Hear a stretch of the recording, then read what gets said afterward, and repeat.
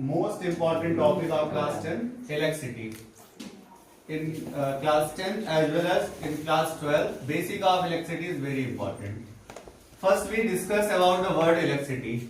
Is it derived from the word electron or electron is derived from electricity? तो जैसा कि तुम लोग जानते हो या पहले हमने कभी क्लास में बताया है कि जो इलेक्ट्रॉन वर्ड है वो इलेक्ट्रिसिटी से डेराइव हुआ, क्योंकि इलेक्ट्रिसिटी के बारे में लोगों को पहले से पता था। इलेक्ट्रॉन की डिस्कवरी बहुत बाद में हुई, इसलिए इलेक्ट्रॉन वर्ड इलेक्ट्रिसिटी से मिलकर बना है, ना कि इलेक्ट्रिसिटी इलेक्ट्रॉन से मिलकर बना है। तो जैसा कि बहुत सारे लोगों को ये लगता हो कि इलेक्ट्रिसिटी का मतलब इलेक्ट्रॉन, नहीं, इलेक्ट्रॉन का मतलब जो इलेक्ट्रिसिटी के लिए रिस्पॉन्सिबल है। तो electricity is the branch of physics in which we study about the motion of charge or the presence of charge.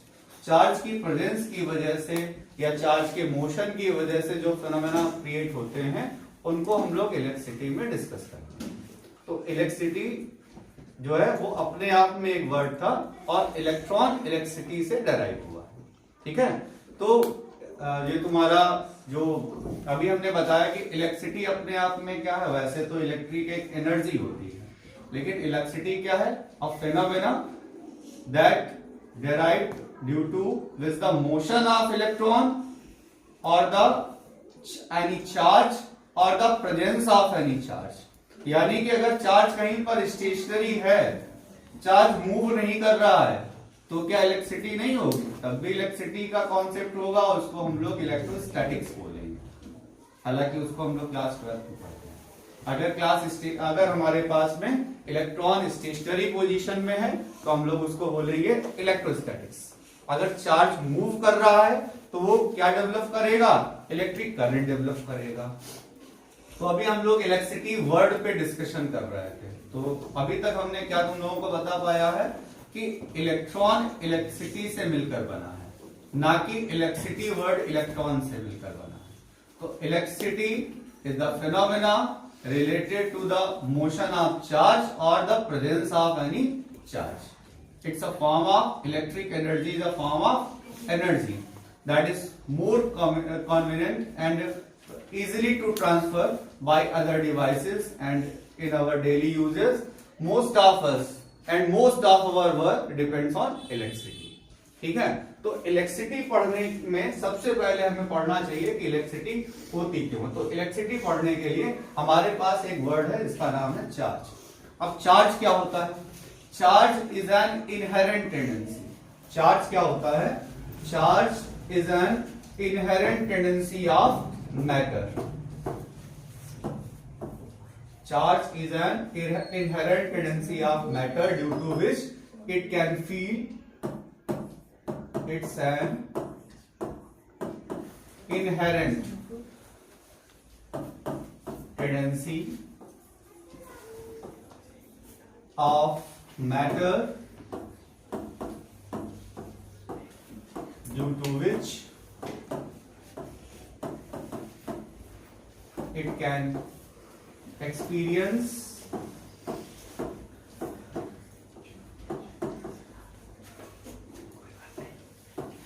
force in electromagnetic field. अभी हम लोग आगे इलेक्ट्रो के बारे में भी डिस्कस करेंगे और इलेक्ट्रो के बारे में भी डिस्कस करेंगे और मैग्नेटिक के बारे में भी डिस्कस करेंगे। सबसे पहले एक वर्ड यहाँ पर आया जो आप लोगों को थोड़ा सा पता करना, इनहेरेंट। इनहेरेंट का मतलब जो ऑलरेडी एग्जिस्ट करता है उसको हम इनहेरेंट बोलते हैं। जैसे कि मैटर है तो उसके अंदर मास जरूर होगा, तो उसी तरीके से अगर मास है मैटर में तो एटम्स होंगे, एटम्स हैं तो इलेक्ट्रॉन, प्रोटॉन और न्यूट्रॉन्स होंगे, यानी कि चार्ज भी होना जरूरी है। यानी कि अगर कोई भी चीज अपने आप में मैटर है, कोई भी चीज अपने आप में अगर मैटर है तो उसके अंदर चार्ज जरूर होगा। दुनिया में ऐसा कोई मैटर नहीं है जिसके अंदर चार्ज ना हो। यानी कि charge is an inherent property of matter due to which it can feed electrostatic force, force of attraction or repulsion when it is placed in electromagnetic field. ठीक है, तो ये inherent tendency होती है। यानी कि चार्ज क्यों होता है, नहीं चार्ज होता ही है, मैटर अगर है तो चार्ज होगा ही। लेकिन अब बात ये आती है कि इसमें चार्ज है कि नहीं है। तो अगर कोई ये कहता है कि इसमें चार्ज नहीं है तो ये स्टेटमेंट अपने आप में गलत है। चार्ज तो है इसमें चार्ज है, लेकिन जितना पॉजिटिव चार्ज है उतना ही इसके पास नेगेटिव चार्ज है। तो ये स्टेटमेंट ज्यादा बेटर है कि दिस पेन इज न्यूट्रल, या ये स्टेटमेंट बोले कि this pen has no charge. तो ये हम बोल ही नहीं सकते कि किसी बॉडी में कोई चार्ज नहीं है। मैटर है तो चार्ज होगा ही, जितना पॉजिटिव है उतना निगेटिव, इसलिए न्यूट्रल हो सकता है, पॉजिटिव हो सकता है, निगेटिव हो सकता है, लेकिन नो चार्ज बोलने का कॉन्सेप्ट नहीं होना चाहिए। अगर मैटर है तो चार्ज होगा, जितना पॉजिटिव है उतना निगेटिव भी होगा। समझ में आया? जैसे बोर्ड है अपने आप में, तो इसको छूने से हमें चार्ज नहीं महसूस हो रहा, लेकिन क्या इसमें चार्ज है कि नहीं है? मैटर है, अगर मैटर है तो चार्ज होगा। अब बात आती है कि अगर चार्ज है तो हमें पता क्यों नहीं चलता, क्योंकि ज्यादातर बॉडीज में क्या होता है, जितना पॉजिटिव होता है उतना निगेटिव होता है, इसलिए वो चार्ज हमें पता नहीं चलता। ठीक है, तो चार्ज एक इनहेरेंट टेंडेंसी है। अब इस इनहेरेंट टेंडेंसी की वजह से उसको फोर्स कैसे पता चलता है? जब वो अपने पास के इलेक्ट्रॉन्स को लूज करता है या गेन करता है। तो इलेक्ट्रॉन्स के ट्रांसफर की वजह से बॉडी जो न्यूट्रल हुआ करती थी, जिसके पास पॉजिटिव और निगेटिव चार्ज दोनों हुआ करते थे, वो कैसी बॉडी हो गई? वो बॉडी चार्ज बॉडी हो गई। चार्ज बॉडी कैसे? जैसे बचपन में तुम लोगों ने एक खेल खेला होगा, देखा होगा कि अगर बालों में ऑयल वगैरह नहीं लगाया और बालों में स्केल को रख किया, छोटे छोटे से कागज डाले, तो छोटे छोटे से कागज डालने पर क्या होता है, वो कागज ऐसे करके उसमें चिपक जाते थे।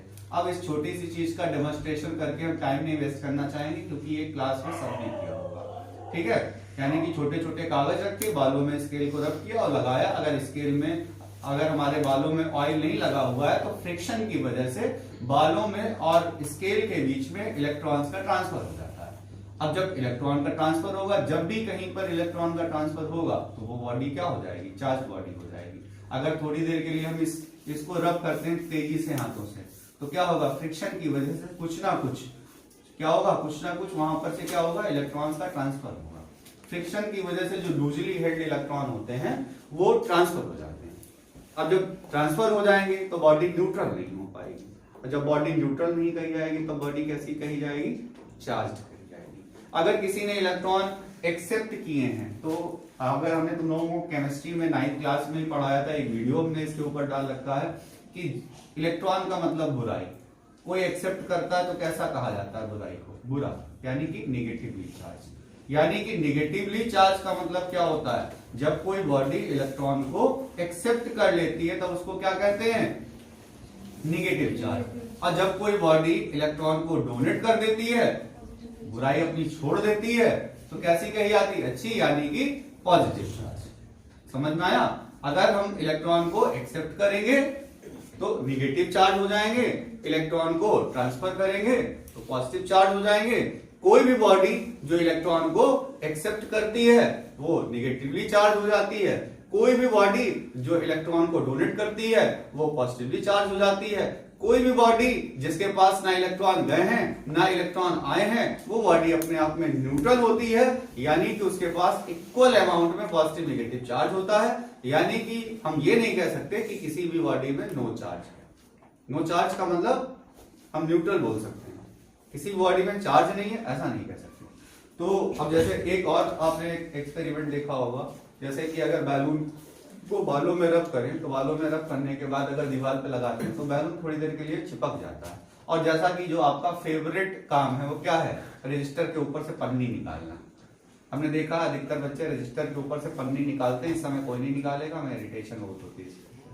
तो अगर रजिस्टर से पन्नी निकालते हैं तो पन्नी क्या होती है? हाथों में चिपकने से लगती है। होता ऐसा कि नहीं होता है? अब हाथों में चिपकने क्यों लगती है? क्योंकि फ्रिक्शन की वजह से वो बॉडी क्या, जब तेजी से उसको खींच रहे होते हैं तो इलेक्ट्रॉन का ट्रांसफर हो जाता है, और उसकी वजह से वो क्या हो जाती है? चार्ज। अब वो बॉडी चार्ज हो गई तो वो क्या फील करेगी? फोर्स ऑफ अट्रैक्शन या रिपल्शन। अच्छा, अब एक अकेली बॉडी क्या अट्रैक्शन रिपल्शन फील कर सकती है? नहीं। तो दूसरी वाली बॉडी को भी चार्ज होना जरूरी है। तो अभी हम लोग इसके बारे में बात करेंगे, लेकिन चार्ज के बारे में बात करते हैं। चार्ज होते हैं दो तरीके से, पॉजिटिव एंड निगेटिव। दुनिया में दो टाइप के चार्ज है जिनका नाम है पॉजिटिव एंड निगेटिव। और ये चीज सबने पढ़ी है कि लाइक चार्जेस एक दूसरे को रिपल करते हैं, अनलाइक चार्जेस एक दूसरे को अट्रैक्ट करते हैं।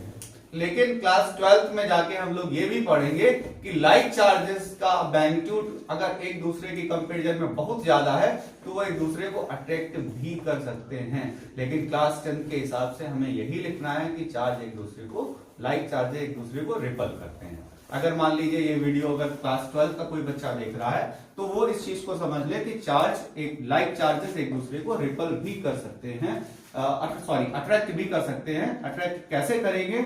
जब उनका मैग्नीट्यूड, एक का मैग्नीट्यूड दूसरे की कंपैरिजन में काफी ज्यादा होगा। तो आगे हम लोग देखेंगे तो चार्ज कितने टाइप के हैं? दो टाइप के हैं, पॉजिटिव और निगेटिव। लाइक चार्जेस क्या करते हैं? लाइक चार्जेस रिपल करते हैं, और लाइक चार्जेस क्या करते हैं? अट्रैक्ट करते हैं। फिर चार्ज के अंदर एक नेचर होता है एडिटिव का, चार्ज हमेशा जुड़ता हुआ चला जाता है। जैसे कि चार्ज क्या है? Additive nature of charge. कोई भी चार्ज होता है कैपिटल क्यू, वो छोटे छोटे चार्जों से मिलकर बना होता है। जैसे कि अगर हम उनसे कहें 5 कूलम, तो 5 कूलम कोई अकेला चार्ज नहीं होगा, वो कई छोटे छोटे चार्जेस से मिलकर बना होगा। इसी को हम लोग कहते हैं एडिटिव नेचर ऑफ चार्ज। इसको हम थोड़ा इस तरीके से यहां पर समझाते हैं। चार्ज जो है एक स्केलर क्वांटिटी है, और चार्ज की एसआई यूनिट क्या होती है? चार्ज की एसआई यूनिट होती है कूलम। चार्ज की एसआई यूनिट क्या है? कूलम।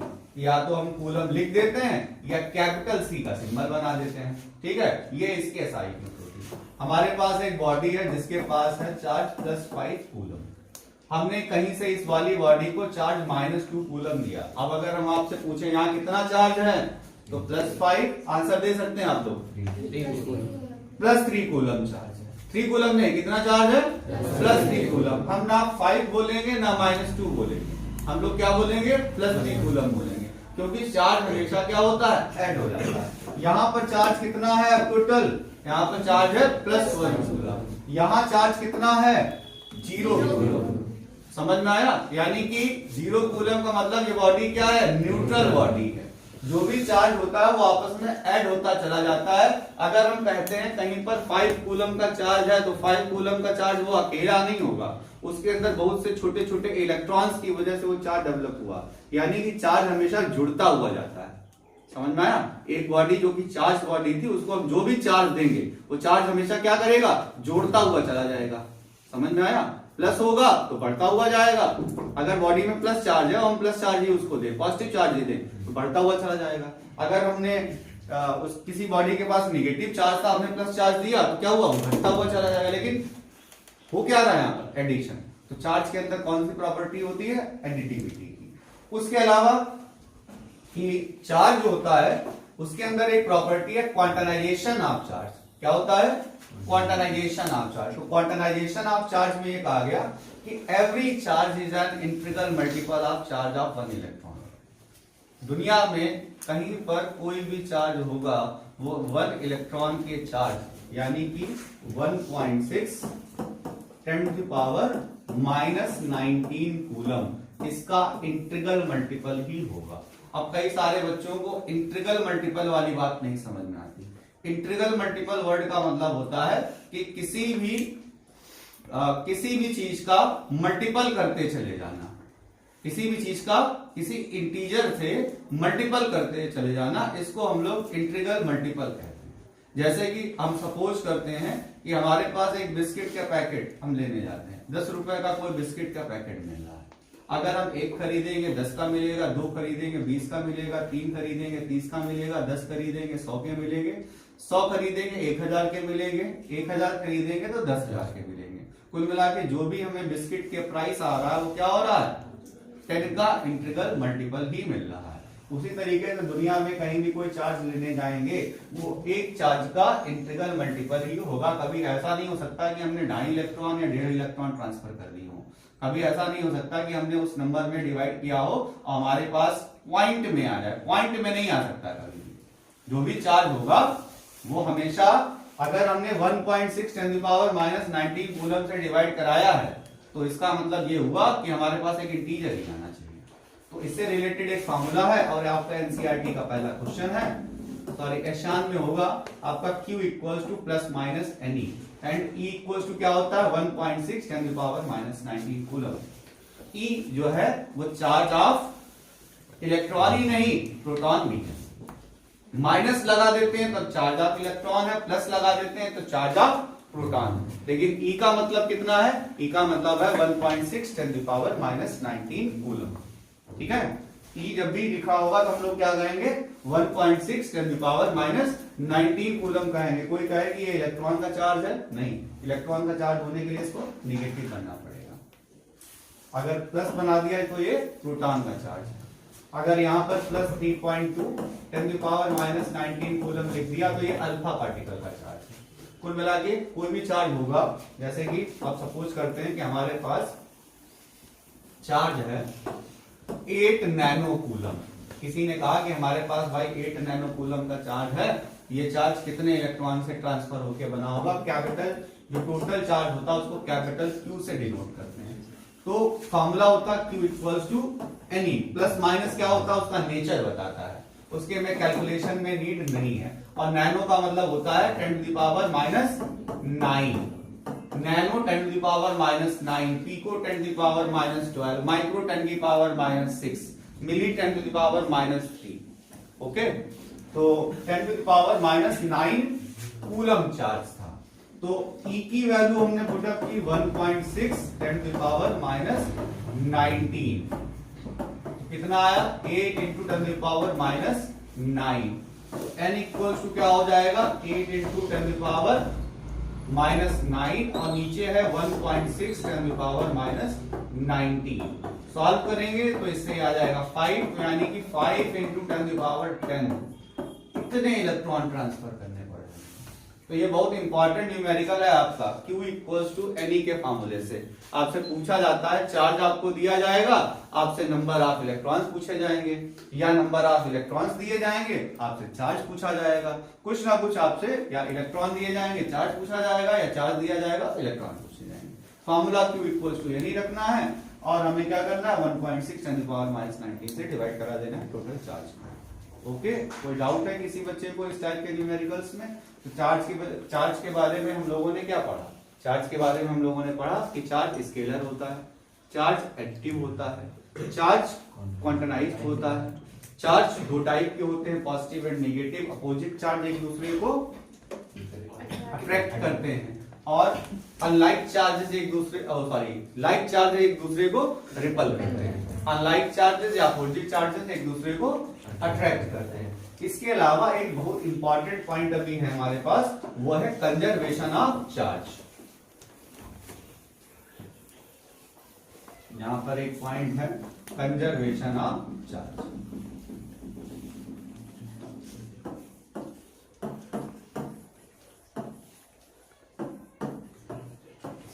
कंजर्वेशन ऑफ चार्ज क्या होता है? कंजर्वेशन का मतलब है कि टोटल चार्ज जो है वो नेट चार्ज कंजर्व है।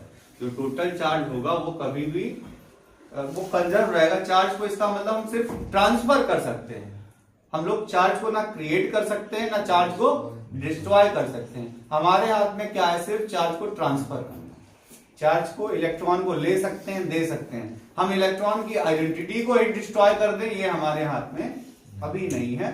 सिंपल टैक्टिक्स में तो नहीं है। न्यूक्लियर फिजिक्स में हाई स्केल पे देखें तो बॉम्बरिंग करा के पार्टिकल्स को चेंज करना एक अलग कॉन्सेप्ट आता है। हम लोग क्वांटम फिजिक्स पढ़ते हैं जहां पर इलेक्ट्रॉन को पार्टिकल ही नहीं माना गया है। तो अभी क्लास 10th के हिसाब से पढ़ना। तो क्लास 10th के हिसाब से क्या है? चार्ज हमेशा कंजर्व रहता है और हम लोग टोटल चार्ज को कभी भी चेंज नहीं कर सकते। चार्ज को क्या कर सकते हैं? ट्रांसफर। तो चार्ज के अंदर कौन कौन सी प्रॉपर्टीज आई हैं? कंजर्व्ड है, एडिटिव है, अट्रैक्ट। और चार्ज अगर लाइक है तो अट्रैक्ट करेंगे, लाइक है तो रिपल करेंगे। उसके अलावा स्केलर है, क्वांटनाइज्ड। ये सारी चीजें हो गई। ये चार्ज के बारे में हम लोगों ने सारा कुछ पढ़ लिया। फिर चार्ज को प्रोड्यूस करने का तरीका हमने क्या बताया था? चार्ज को प्रोड्यूस करने का पहला तरीका जो था वो था हमारा कि चार्ज को हम प्रोड्यूस करने के लिए यूज करते हैं फ्रिक्शन। जैसे कि आप लोगों ने देखा होगा, इस समय आप कंबल में लेट रहे होंगे तो कंबल कभी कभार आपस में रगड़ता होगा तो चिंगारियां सी निकलती होंगी। टी शर्ट आप निकालते होंगे, चिंगारियां सी निकलती होगी, तो आपको लगता होगा yes I am Iron man. नहीं, ऐसा नहीं है। एक्चुअल में जब वो आपस में रगड़ती हैं तो वहां पर क्या होता है, इलेक्ट्रॉन का ट्रांसफर होता है। पत्थरों को भी आपस में रगड़ने पे सोचो, जब आदि मानव काल में भी जब मनुष्य ने सबसे पहले आग का आविष्कार भी किया था, तब भी वहां पर चार्ज का ही कॉन्सेप्ट था, क्योंकि जब हैवी अमाउंट में चार्ज ट्रांसफर होता है तो वहां पर स्पार्क जनरेट होती है। कई बार तुमने देखा होगा कि अगर कपड़ों को निकालते हैं, कपड़े आपस में रगड़े तो क्या हुआ, बहुत सारा चार्ज ट्रांसफर हुआ, तो उस चार्ज के ट्रांसफर होने की वजह से क्या हुआ, स्पार्क जनरेट हो गई। वो स्पार्क हमको दिखाई पड़ती है। कई बार आप देखते होंगे कि बाइक या स्कूटी का स्टैंड लगा है और कोई बंदा स्कूटी चला रहा है तो क्या हुआ, तो सड़क और उसके बीच में अगर वो स्टैंड टकराएगा, चिंगारी निकलेगी। वो चिंगारी क्यों निकल रही है, क्योंकि सड़क और उस स्टैंड के बीच में फ्रिक्शन की वजह से चार्ज का ट्रांसफर हो रहा है। और जब heavy amount of charge transfer होता है तो क्या होता है, स्पार्क जनरेट होती है। समझ में आया। तो एक तो चार्ज के ट्रांसफर का तरीका था फ्रिक्शन। क्या तरीका था, फ्रिक्शन। फ्रिक्शन से हम चार्ज को ट्रांसफर कर सकते हैं। उसके अलावा अब सोचो, जैसे कि हमने अभी आपको बताया था कि बालों में अगर हमने बैलून को रब किया, दीवार पे लगाया तो दीवार पे जाके चिपक गया, लेकिन दीवार पे चिपकने के लिए उसको अट्रैक्शन, दीवार में वो अट्रैक्शन कहां से आया, दीवार में वो चार्ज कहां से है। तो एक्चुअल में इसके लिए दूसरा थोड़ा सा एडिशनल कॉन्सेप्ट आपको पढ़ाते हैं, वो है इंडक्शन, चार्जिंग बाय इंडक्शन। जैसे हम लोग देखते हैं कि हमारे पास में मेटालिक स्फीयर है और ये मेटालिक स्फीयर बिल्कुल अनचार्ज। अनचार्ज का मतलब क्या, नो चार्ज, न्यूट्रल है, यानी कि इसके पास जितना पॉजिटिव है उतना इसके पास नेगेटिव है। अब हमने क्या किया, इसके पास में एक चार्ज रॉड को ले आए, और जबकि हम इसके पास में एक चार्ज रॉड को लाए तो क्या हुआ,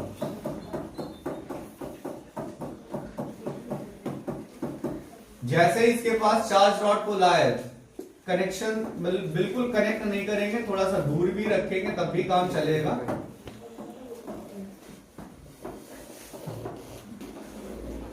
जैसे ही यहां पर इसको लाए तो क्या हुआ, इसके अंदर ये क्या था, न्यूट्रल था, जितना पॉजिटिव चार्ज था इसके पास उतना ही निगेटिव चार्ज था। तो इसकी वजह से क्या हुआ, इसके इलेक्ट्रॉन इधर की तरफ और इसका जो पॉजिटिव चार्ज था वो दूसरी तरफ चला गया। अब हमने क्या किया, अब हमने इसको जोड़ दिया, इस सिंबल का मतलब अर्थिंग होता है, अर्थ से कनेक्ट कर दिया, तो इसका सारा का सारा पॉजिटिव चार्ज गायब हो गया। सारा का सारा पॉजिटिव चार्ज कहां चला गया, अर्थ के अंदर। तो इस पूरे स्फीयर पे क्या आ गया, इसको हमने अगर हटा भी लिया तो इस पूरे स्फीयर पे क्या आ गया, इस पूरे स्फीयर पे अब कैसा हो गया, निगेटिव चार्ज हो गया। यानी कि अगर एक चार्ज बॉडी को अनचार्ज बॉडी के पास में ले जाएं तो अनचार्ज बॉडी में पास वाले कॉर्नर पर क्या होता है, अनचार्ज बॉडी में पास वाले कॉर्नर पे हमेशा अपोजिट चार्ज डेवलप होता है। जैसे कि अगर हम लोग इस स्केल की बात करें तो यहां पर क्या है, जैसे सपोज करो कि ये हाथ हमारा निगेटिवली चार्ज है और इसको जैसे इसके पास में ले गए, तो अगर हमारा हाथ निगेटिव है तो इस वाले एंड पे कौन सा चार्ज जनरेट होगा, पॉजिटिव। तो दूसरे एंड पे कौन सा चार्ज होगा, निगेटिव।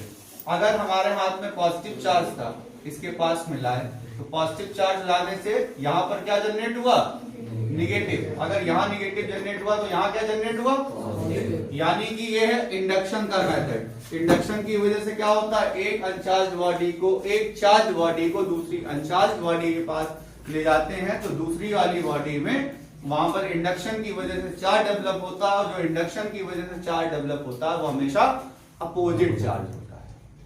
पास वाले एंड पे हमेशा अपोजिट होगा, यानी कि दूसरे वाले एंड पे हमेशा सेम चार्ज होगा। क्लियर हो गया। तो चार्ज के बारे में हमने बहुत कुछ पढ़ा है। एक न्यूमेरिकल आपका बनता है यहाँ पर Q इक्वल्स टू एनी के फॉर्मूले से, वो हमने आपको बता दिया।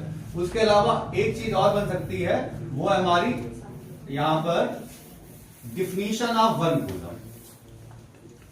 तो 1 कूलम क्या होता है, 1 कूलम की डिफिनीशन क्या है? तो पहले हम लोग देखते हैं कि 1 कूलम में कितना चार्ज प्रोड्यूस हो रहा है। तो Q इक्वल्स टू यानी के फॉर्मूले से अगर हम लोग जाएं तो यहां पर क्या होगा, N इक्वल्स टू क्या हो जाएगा, Q अपॉन E। जैसा कि हमने बताया प्लस और माइनस उसका नेचर बताते हैं। Q की वैल्यू है 1 और E की value 1.6 10 to the power minus 19। अब हमने क्या किया, यहाँ डेसिमल हटाया, यहाँ 0 बढ़ाया। अब 10 की पावर 19 ऊपर चला गया, माइनस 19, तो क्या बन गया 10 की पावर 19 और नीचे आया 16। एक जीरो, अगर हम यहाँ पर से एक पावर कम करें फिर बन जाएगा 100 अपॉन 16 इंटू 10 की पावर 18, यानी कि 6.25 10 की पावर 18। यानी कि 1 कूलम में कितने इलेक्ट्रॉन्स होते हैं, 1 कूलम चार्ज में कितने इलेक्ट्रॉन होते हैं, 1 कूलम ऑफ चार्ज में 6.25 10 की पावर 18 इलेक्ट्रॉन्स होते हैं। क्या ये स्टेटमेंट सही है अपने आप में? अगर हम आपसे पूछिए -1 कूलम में कितने इलेक्ट्रॉन्स होते हैं तो हम लोग कहेंगे 6.25 10 की पावर 18 इलेक्ट्रॉन्स। अगर हम आपसे पूछें कि +1 कूलम में कितने इलेक्ट्रॉन्स होते हैं तो +1 कूलम चार्ज जनरेट हुआ होगा इलेक्ट्रॉन्स के ट्रांसफर की वजह से। जब किसी को इलेक्ट्रॉन दे दिए होंगे तो वो प्लस कूलम जनरेट हुआ होगा, अगर ले लिए होंगे तो -1 कूलम जनरेट हो गया होगा।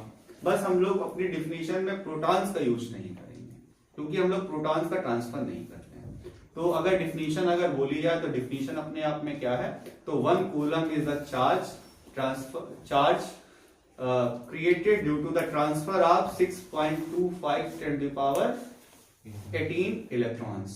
ऑब्वियस सी बात है, जिसको इलेक्ट्रॉन मिले होंगे उसके पास -1 हुआ होगा, जिसके पास से गए होंगे उसके पास +1 कूलम हुआ होगा। तो 1 coulomb is a charge produced due to the transfer of 6.25 10 to the power 18 electrons. Clear हो गया? चार्ज के बारे में बस एक न्यूमेरिकल आपका बनता था और जो आपकी प्रॉपर्टीज है मैंने इसलिए बताई हैं क्योंकि जैसे ये चैप्टर आपका कंप्लीट होता है हम आपके लिए पूरी टेस्ट सीरीज इसकी लेके आएंगे इलेक्ट्रिसिटी की, जिसमें आपके एमसीक्यू, असर्शन रीजन और असर्शन रीजन के साथ साथ में आपके फिल इन द ब्लैंक्स और न्यूमेरिकल सब कुछ उसमें होगा। तो उसके लिए आपका कॉन्सेप्ट जानना जरूरी है। जैसे बच्चों को ये लगता है कि कॉन्सेप्ट नहीं पढ़ते, क्वेश्चन खेलते हैं। अब खाली क्वेश्चन खेलते हैं तो उसकी वजह से आपके असर्शन रीजन वाले क्वेश्चन नहीं हो पाते क्योंकि वो आपका पूछते हैं कॉन्सेप्ट। तो कॉन्सेप्ट आपने पूरा पढ़ा हो तभी आपके वो क्वेश्चन हो पाएंगे। चलते हैं अपने अगले उसके ऊपर। अब देखते हैं जरा एक बार कि चार्ज एक जगह से दूसरी जगह पर जाता क्यों है। फ्रिक्शन की वजह से जाता है और किस वजह से चार्ज एक जगह से दूसरी जगह चला जाता है। चार्ज को ट्रांसफर कराने के लिए हमारे पास होना चाहिए पोटेंशियल डिफरेंस। अब इस पोटेंशियल डिफरेंस को समझाने के लिए हम आपको एक ये टेक्निक बता रहे हैं। बहुत सारे टीचर्स इस टेक्निक का यूज करते हैं, सिर्फ हमारी अनोखी नहीं है, आपको समझ में आ जाती है तो ज्यादा अच्छी बात है। चार्ज एक तरीके से ट्रांसफर क्यों होता है, उससे पहले आपको सोचना पड़ेगा कि हमारे पास ये 2 कंटेनर हैं और इन दोनों कंटेनर्स में हमारे पास में लिक्विड भरा हुआ है।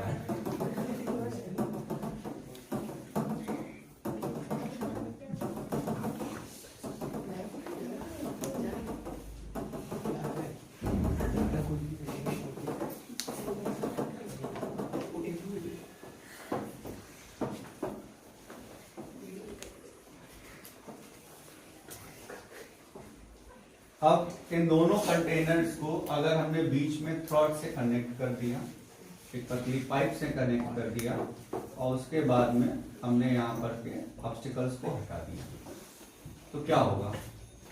यहाँ पर क्या लिक्विड का फ्लो होगा? यहाँ पर लिक्विड का फ्लो थोड़ा बहुत हो सकता है क्योंकि अभी तक तो ये सेम लेवल में है, लेकिन कुछ लिक्विड यहाँ पर ट्रांसफर हो जाएगा, दोनों का इक्वल अमाउंट में ट्रांसफर होगा। लेकिन अब क्या फर्दर यहाँ पर लिक्विड का ट्रांसफर होगा? आंसर है नो। क्यों नहीं ट्रांसफर हो रहा? क्योंकि यहाँ पर जिस हाइट तक लिक्विड है उसी हाइट तक लिक्विड यहाँ पर भी, दोनों लिक्विड की पोटेंशियल एनर्जी कैसी है? सेम, तो ट्रांसफर नहीं हो रहा है। ट्रांसफर होने के लिए क्या था? अगर एक का लेवल ज्यादा होता और एक का लेवल कम होता।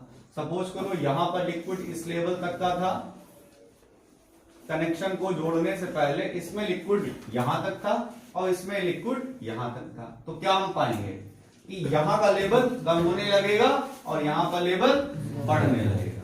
तो थोड़ी देर बाद हम पाएंगे कि यहां पर जो हमारा लेवल है वो क्या हो गया, यहां पर हमारा लेवल कम हो गया है और यहां पर हमारा लेवल बढ़ गया है। और ये लेवल बढ़ना घटना तब तक चालू रहेगा जब तक दोनों का लेवल सेम नहीं हो जाता। थोड़ी देर बाद किसी ने ऊपर से यहां पर और लिक्विड ढेर सारा डाल दिया, उसने कहा चलो हम इसमें लिक्विड बढ़ा देते हैं, इसमें तो बढ़ ही रहा था, थोड़ा सा और लिक्विड बढ़ा देते हैं। तो जैसे हम यहां पर लिक्विड बढ़ाएंगे तो क्या होगा, ये थ्रॉट के थ्रू अब यहां का लेवल कम होने लगेगा और इसका लेवल यहां पर बढ़ने लगेगा। इसे मोरल हमें क्या मिल रहा है, इससे हमें यह पता चल रहा है कि चार्ज का जो ट्रांसफर होता है वो किसी पोटेंशियल डिफरेंस की वजह से होता है।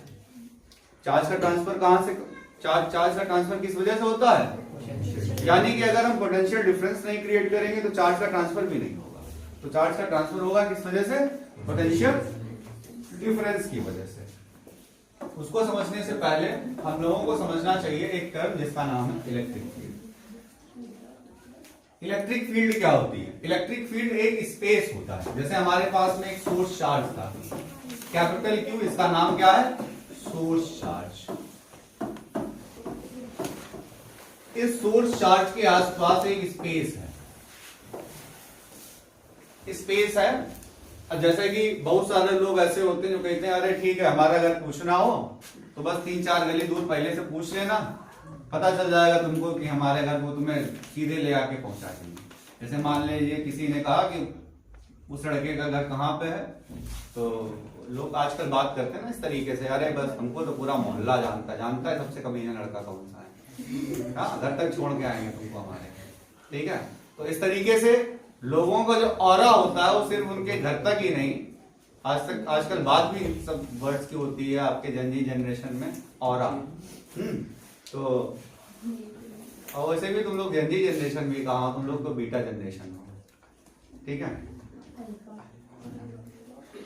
हमारे हिसाब से बीटा होगा, गामा तो जनरेट हो रही है, तुम लोग ज्यादा छोटे हो। चलो ठीक है, अल्फा बीटा जो भी हो, खैर गामा तो नहीं हो और जनजी भी नहीं हो। कुल मिला के आजकल बात करते हैं ऑरा की। तो ऑरा की का मतलब क्या है कि आपको पता चल जाएगा कितनी दूर से आपको लोग पहचानने लगे। यानी कि ऐसे ही हमारा चार्ज है, जैसे चार्ज है क्यू, तो इस चार्ज क्यू का जो इन्फ्लुएंस है वो कहाँ तक है, तो इस चार्ज का इन्फ्लुएंस जहां तक होगा उस चार्ज, उस जगह को, उस स्पेस को हम लोग बोलते हैं इलेक्ट्रिक फील्ड। अब जैसे जो इलेक्ट्रिक फील्ड को प्रोड्यूस करता है उसको कहते हैं सोर्स चार्ज, और जो एक्सपीरियंस करता है उसको हम लोग कहते हैं टेस्ट चार्ज। अब देखो ये जो टेस्ट चार्ज है इस समय इस सर्किल से बाहर है, तो हम लोग कहते हैं इनफाइनाइट। कहां पर है, इनफाइनाइट, इंफिनिटी पे है। चार्ज हमारा कहां पे है, क्या यहां पर ये टेस्ट चार्ज इस सोर्स चार्ज की वजह से कोई भी फोर्स एक्सपीरियंस करेगा, नहीं करेगा। जैसे इस टेस्ट चार्ज को आगे बढ़ाया, यहां लाए, कितना फोर्स एक्सपीरियंस करेगा, कोई फोर्स एक्सपीरियंस नहीं करेगा। टेस्ट चार्ज को यहां लाए, कितना फोर्स एक्सपीरियंस करेगा, कोई फोर्स एक्सपीरियंस नहीं करेगा। जैसे ही चार्ज यहां पर एंटर हुआ तुरंत वो फोर्स एक्सपीरियंस करने लगा, ठीक है। और जैसे ही ये हमारे सोर्स चार्ज के पास जा रहा है उतना ही वो ज्यादा फोर्स एक्सपीरियंस करता जा रहा है, ठीक है। सोर्स चार्ज हमारा अपना डायलॉग मार रहा है कि मेरे इतना करीब ना हो मैं बर्बाद कर दूंगा, लेकिन फिर भी हमारा सोर्स चार्ज जो है, टेस्ट चार्ज सोर्स चार्ज के करीब जाने के लिए दौड़ता हुआ चला जा रहा, और जितने पास आ रहा है, जितने पास आ रहा है उस पर लगने वाला फोर्स उतना ही तेजी से बढ़ता चला जा रहा, क्योंकि क्लास 12 में आप पढ़ेंगे जो फोर्स होता है वो डिस्टेंस के स्क्वायर के इनवर्सली प्रोपोर्शनल होता है। तो यानी कि चार्ज जितना पास है उतना ही फोर्स ज्यादा, लेकिन कब, जब इलेक्ट्रिक फील्ड के अंदर है। जब वो इलेक्ट्रिक फील्ड से बाहर था तो उसके पास कोई भी फोर्स नहीं था। तो इलेक्ट्रिक फील्ड क्या है अपने आप में, तो इलेक्ट्रिक फील्ड अपने आप में एक स्पेस या जगह, यानी कि region where any test charge test charge का मतलब क्या होता है? Unit positive charge.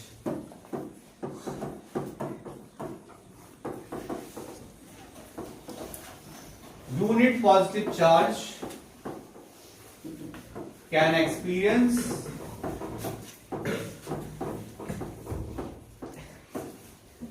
electrostatic force of attraction और repulsion। समझ में आया? तो इलेक्ट्रिक फील्ड क्या होती है? इलेक्ट्रिक फील्ड अपने आप में एक स्पेस होता है, एक जगह होती है। सोर्स चार्ज अपने आसपास क्या करता है? एक ऐसी जगह बनाता है जहां पर कोई दूसरा charge electrostatic force of attraction या रिपल्शन फील करने लगे।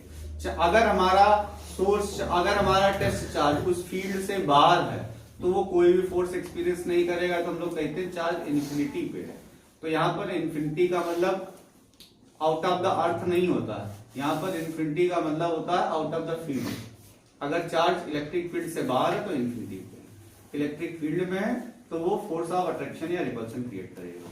तो हम लोग इलेक्ट्रिक फील्ड के बारे में कह सकते हैं it's a space around the source charge where any test charge can experience electrostatic force of attraction और रिपल्शन।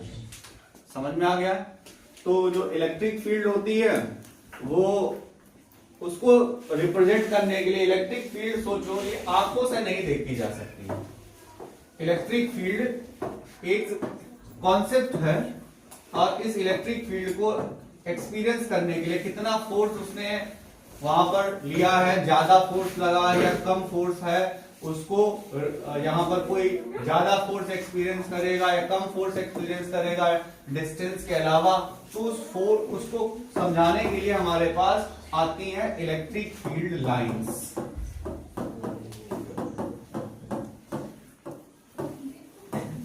इलेक्ट्रिक फील्ड लाइंस क्या होती हैं? ये इमेजिनरी लाइंस होती हैं। ये लाइंस कैसी होती हैं? इमेजिनरी लाइंस, स्ट्रेट और कर्व्ड। इमेजिनरी लाइंस स्ट्रेट और curve used to represent electric field intensity in the given region is known as electric field lines. जैसे कि अगर हमारे पास में लाइंस ऐसे बनी है, बिल्कुल पैरेलल बनी है,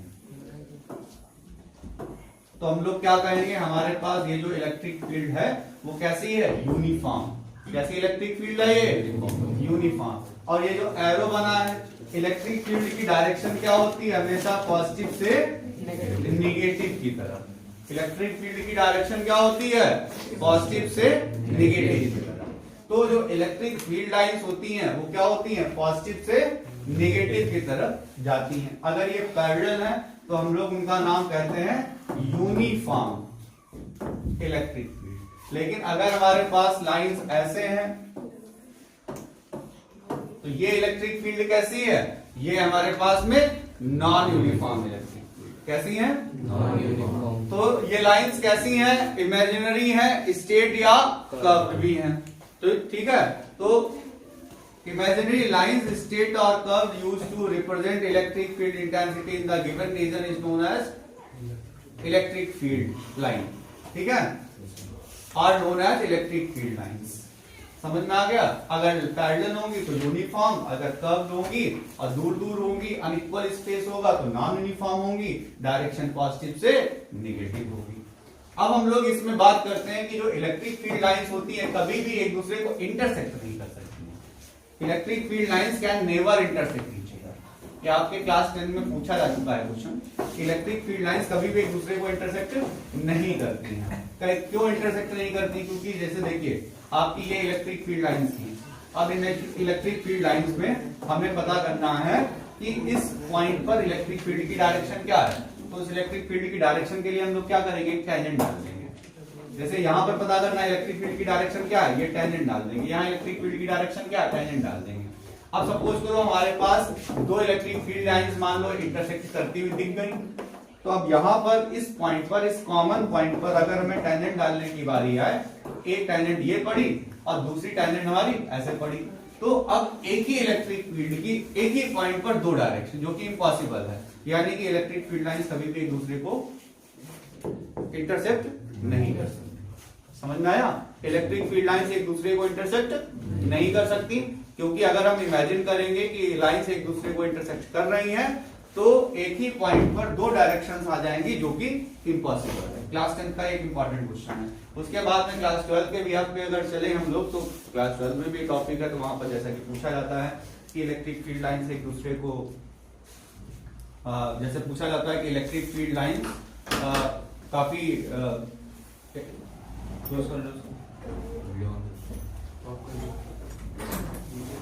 लाइंस यहाँ पर क्लोज कर्व भी नहीं बनाती। इलेक्ट्रिक फील्ड लाइंस बीच में ऐसा नहीं हो सकता कि बीच में थोड़ी सी आगे बढ़ेगी फिर नहीं बढ़ेगी। इलेक्ट्रिक फील्ड लाइंस के बारे में अगर हम लोग बात करेंगे, तो अगर सपोज करो कि आपको कोई इलेक्ट्रिक फील्ड लाइन का डायग्राम दिखा इस तरीके से कि हमारे पास ये इलेक्ट्रिक फील्ड का डायग्राम है, तो यहाँ पर ये सडन ब्रेक नहीं ले सकते, ये हमेशा कंटिन्यूअस कर्व बनाते हैं। ठीक है, तो सडन ब्रेक नहीं हो सकता, क्योंकि अगर ऐसा हुआ तो इलेक्ट्रिक फील्ड इंटेंसिटी वहां पर जीरो हो जाएगी, जो कि इम्पॉसिबल है। उसी तरीके से ये कभी क्लोज लूप नहीं बनाते, क्योंकि देखो अगर हमारे पास में चार्ज है पॉजिटिव चार्ज है, तो इससे लाइंस कैसी जाएंगी, हमेशा बाहर की तरफ ही जाएंगी। और निगेटिव चार्ज है तो हमारे पास में क्या होगा, चार्ज हमेशा, तो लाइंस क्या होंगी, हमेशा अंदर की तरफ आएंगी। अब सोचो कि अगर ऐसा हो रहा है तो ये कभी क्या क्लोज लूप बना सकते हैं। लूप बनाने का मतलब है जहां से स्टार्ट हो वहीं पर एंड हो। तो पॉजिटिव से ओरिजिनेट होती है, निगेटिव पे खत्म होती है, तो निगेटिव से दोबारा पॉजिटिव की तरफ तो जा नहीं सकती, इसलिए क्लोज लूप भी नहीं बनाती है। ठीक है, तो हम लोग आगे टॉपिक में चलते हैं। तो इलेक्ट्रिक फील्ड में हमने देखा, तो हमें अब उस इलेक्ट्रिक फील्ड में क्या हुआ, इलेक्ट्रिक पोटेंशियल। अब इलेक्ट्रिक पोटेंशियल के बारे में जब अभी हमने आपको बीकर वाला कॉन्सेप्ट बताया था, तो पोटेंशियल की वजह से क्या होता है कि जब अगर हमारे पास सपोज करो ये सोर्स चार्ज था, ये सोर्स चार्ज के आसपास की इलेक्ट्रिक फील्ड थी, और यहां पर रखा हुआ था ये test charge.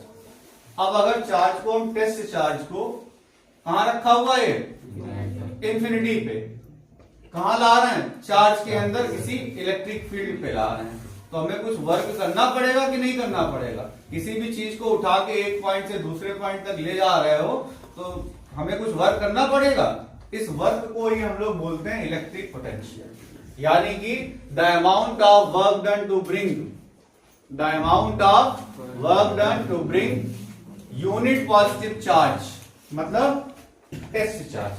The amount of work done to bring unit positive charge means test charge from infinite to any point in the electric field is known as electric potential of this point.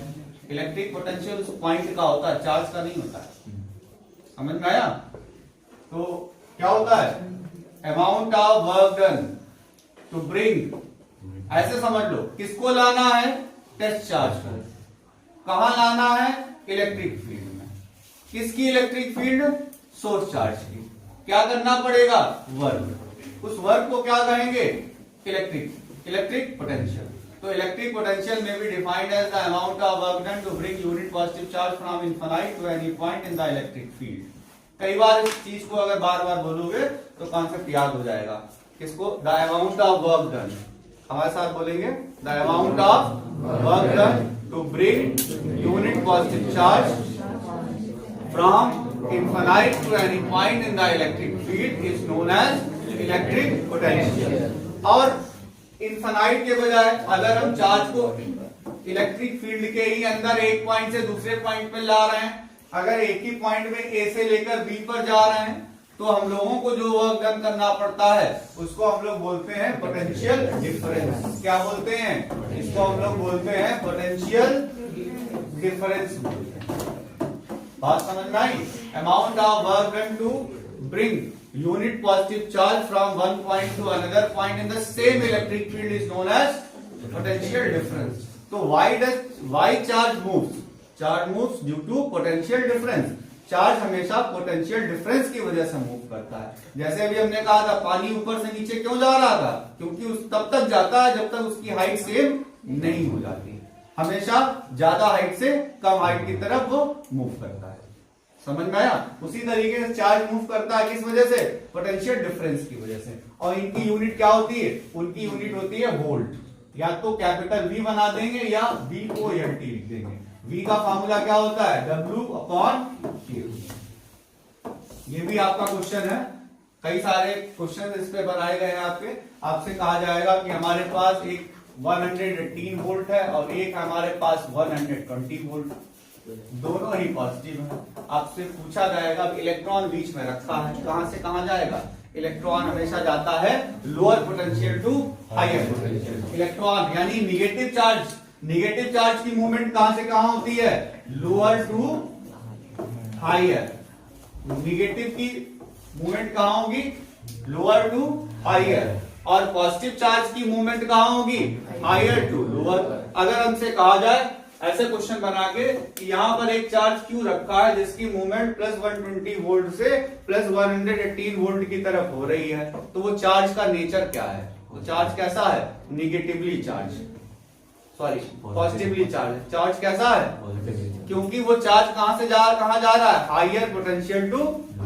अगर higher to lower जा रहा है तो charge कैसा है? Positive. Lower to higher जा रहा है तो चार्ज कैसा है? नेगेटिव। सबको बात समझ में आ गई? चार्ज का नेचर नेगेटिव टू पॉजिटिव या पॉजिटिव टू नेगेटिव। अब हम लोग यहां पर आगे क्या करेंगे कि चार्ज के बारे में, और कि चार्ज ट्रांसफर हो रहा है। अब इसमें और भी हमारे कई सारे क्वेश्चन बनते हैं। यहां पर हमसे कह दिया जाए कि पोटेंशियल डिफरेंस कितना है? 2 वोल्ट। पोटेंशियल डिफरेंस कितना है? 2 वोल्ट। अगर हमसे कहा जाए कि हमारे पास में चार्ज जो था वो 4 कूलम का चार्ज था और यहां पर ट्रांसफर होना है एक पॉइंट से दूसरे पॉइंट की तरफ। अगर ये चार्ज प्लस 4 कूलम है तो कहां से कहां मूव करेगा ये? अगर हमारे पास में प्लस 4 कूलम का चार्ज है, ये पॉइंट्स हैं हमारे पास में ए एंड बी, तो हमारा ये प्लस 4 कूलम का चार्ज कहां से कहां मूव करेगा? बी पॉइंट से ए पॉइंट की तरफ। तो यहां पर हमारे पास पोटेंशियल डिफरेंस की वैल्यू कितनी है? 2 वोल्ट। तो W की वैल्यू क्या हो जाएगी? Delta V into Q. Delta V को भी V लिख देते हैं, उसमें ऐसी कोई दिक्कत नहीं है। तो कितनी वैल्यू है उसकी? V की 2 और Q की वैल्यू कितनी है? 4। आंसर कितना आ गया? 8 जूल। आपके एनसीईआरटी में इसके क्वेश्चंस दिए गए हैं और बहुत इंपॉर्टेंट सेक्शन है, इसको आपको पढ़ना मैंडेटरी है। ठीक है, तो V equals to W upon Q भी कह सकते हैं, या W equals to V into Q भी कह सकते हैं। और यहाँ पर V का मतलब इलेक्ट्रिक पोटेंशियल नहीं बल्कि पोटेंशियल डिफरेंस होता है। कितना होता है? Potential difference. यानी कि अगर या तो एक 0 पे दिया जाएगा या एक पोटेंशियल डिफरेंस दिया जाएगा। पोटेंशियल डिफरेंस को क्रिएट करने के लिए जिस डिवाइस की जरूरत पड़ती है उसका नाम होता है सेल और battery. Combination of cell is known as battery. तो अभी हम लोग पोटेंशियल डिफरेंस के क्वेश्चंस पे थे। तो अभी क्या सीखा हमने? पॉजिटिव चार्ज की मूवमेंट कहां से कहां होगी? Higher potential to lower potential. Negative charge की मूवमेंट कहां से होगी? Lower potential to higher potential. दोनों पोटेंशियल के बीच का जो डिफरेंस होगा उसको हम लोग क्या कहेंगे? Potential difference. तो वर्क डन का फॉर्मूला होता है delta V into Q.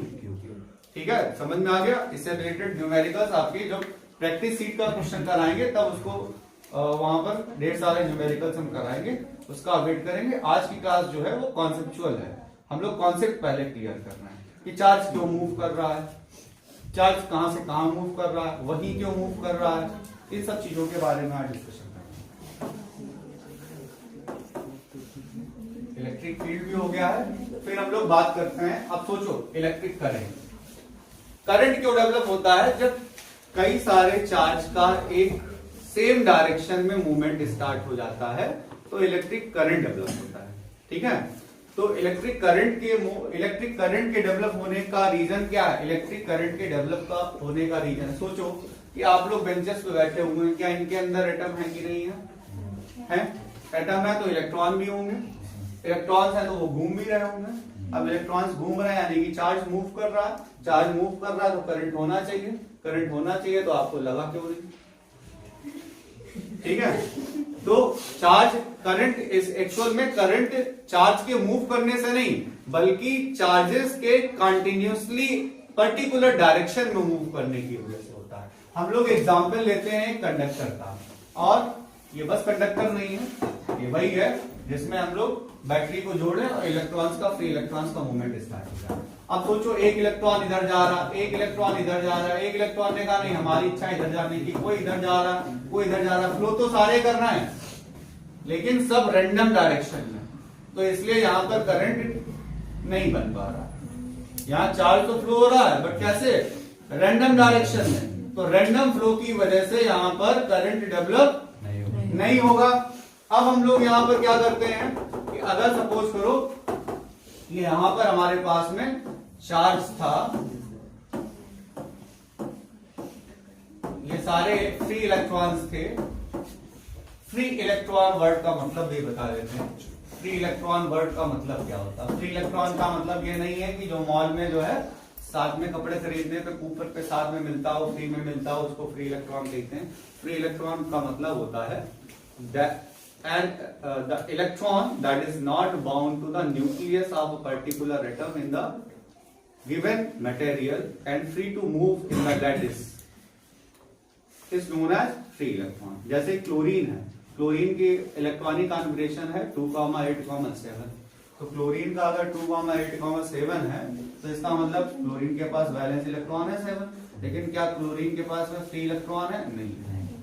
Sodium के पास फ्री इलेक्ट्रॉन है, सोडियम के पास वैलेंस इलेक्ट्रॉन है 1, लेकिन उसके पास फ्री इलेक्ट्रॉन नहीं है। क्यों? क्योंकि उसका जो इलेक्ट्रॉन है उसकी लैटिस में किसी एक पर्टिकुलर न्यूक्लियस से बाउंडेड नहीं है। जब कोई इलेक्ट्रॉन किसी पर्टिकुलर न्यूक्लियस से बाउंडेड नहीं होता है तो उसको क्या कहते हैं? Free electron. तो फ्री इलेक्ट्रॉन्स की मूवमेंट होती है जिनके अंदर, उसको हम कंडक्टर कहते हैं। अब हमने क्या किया, इसको अपने किसी बैटरी से जोड़ा। बैटरी से ही क्यों जोड़ा? क्योंकि बैटरी क्या प्रोवाइड करती है? बैटरी क्या प्रोवाइड करती है? Potential difference. और इसमें देखो ये जो लाइंस का सिंबल है, सिंबल से समझ लें, जो बड़ी लाइन है उनकी है पॉजिटिव, जो छोटी लाइन है उसकी है निगेटिव। आपके जीवन में जो आपको बढ़ाने के लिए लोग, आपको बड़े लोग मिलेंगे, उनकी सोच हमेशा कैसी होगी? पॉजिटिव। ठीक है। और जो आपकी लाइफ में ऑब्स्टिकल्स होंगे, जो हमेशा आपको नीचा दिखाने की कोशिश करेंगे, उनकी सोच हमेशा कैसी होगी? छोटी होगी, निगेटिव होगी। तो छोटी सोच वाले लोग निगेटिव होते हैं, बड़ी सोच वाले लोग पॉजिटिव होते हैं। लेकिन सोचने के साथ में करना भी पड़ता है, सिर्फ सोचने से ही नहीं हो जाता है। आप ये कहें कि हमारी सोच बहुत बड़ी है, हम एलन मस्क को खरीदना चाहते हैं, लेकिन उसके बाद में आप चादर तान के सो जाते हैं। तो आपकी ऐसी सोच से कोई फायदा नहीं। ऐसे ही आपको सोच जो है, सोच के साथ आपको वर्क भी करना पड़ेगा। खैर, अपार्ट फ्रॉम द जोक, यहाँ पर हमारे पास एक कंडक्टर था जिसके अंदर फ्री इलेक्ट्रॉन थे। हमने इसको बैटरी से जोड़ा, तो इस बैटरी को जोड़ने से क्या हुआ? ये जो फ्री इलेक्ट्रॉन्स थे अब उनको डायरेक्शन मिल गई। अब उनको पता चल गया कि भाई हमको सबको पॉजिटिव पोटेंशियल की तरफ जाना है। तो सारे के सारे इलेक्ट्रॉन्स एक पर्टिकुलर डायरेक्शन में मूव करने लगे। जब सारे के सारे इलेक्ट्रॉन्स पर्टिकुलर एक ही डायरेक्शन में मूव करने लगे तो क्या जनरेट हुआ? तो जनरेट हुआ इलेक्ट्रिक करंट। तो इलेक्ट्रिक करंट क्या होता है? Flow of charge, flow of charge पर unit time in a conductor. Flow of charge per unit time in a conductor is known as electric current. Electric current को किससे दिखाते हैं? Ampere से दिखाते हैं।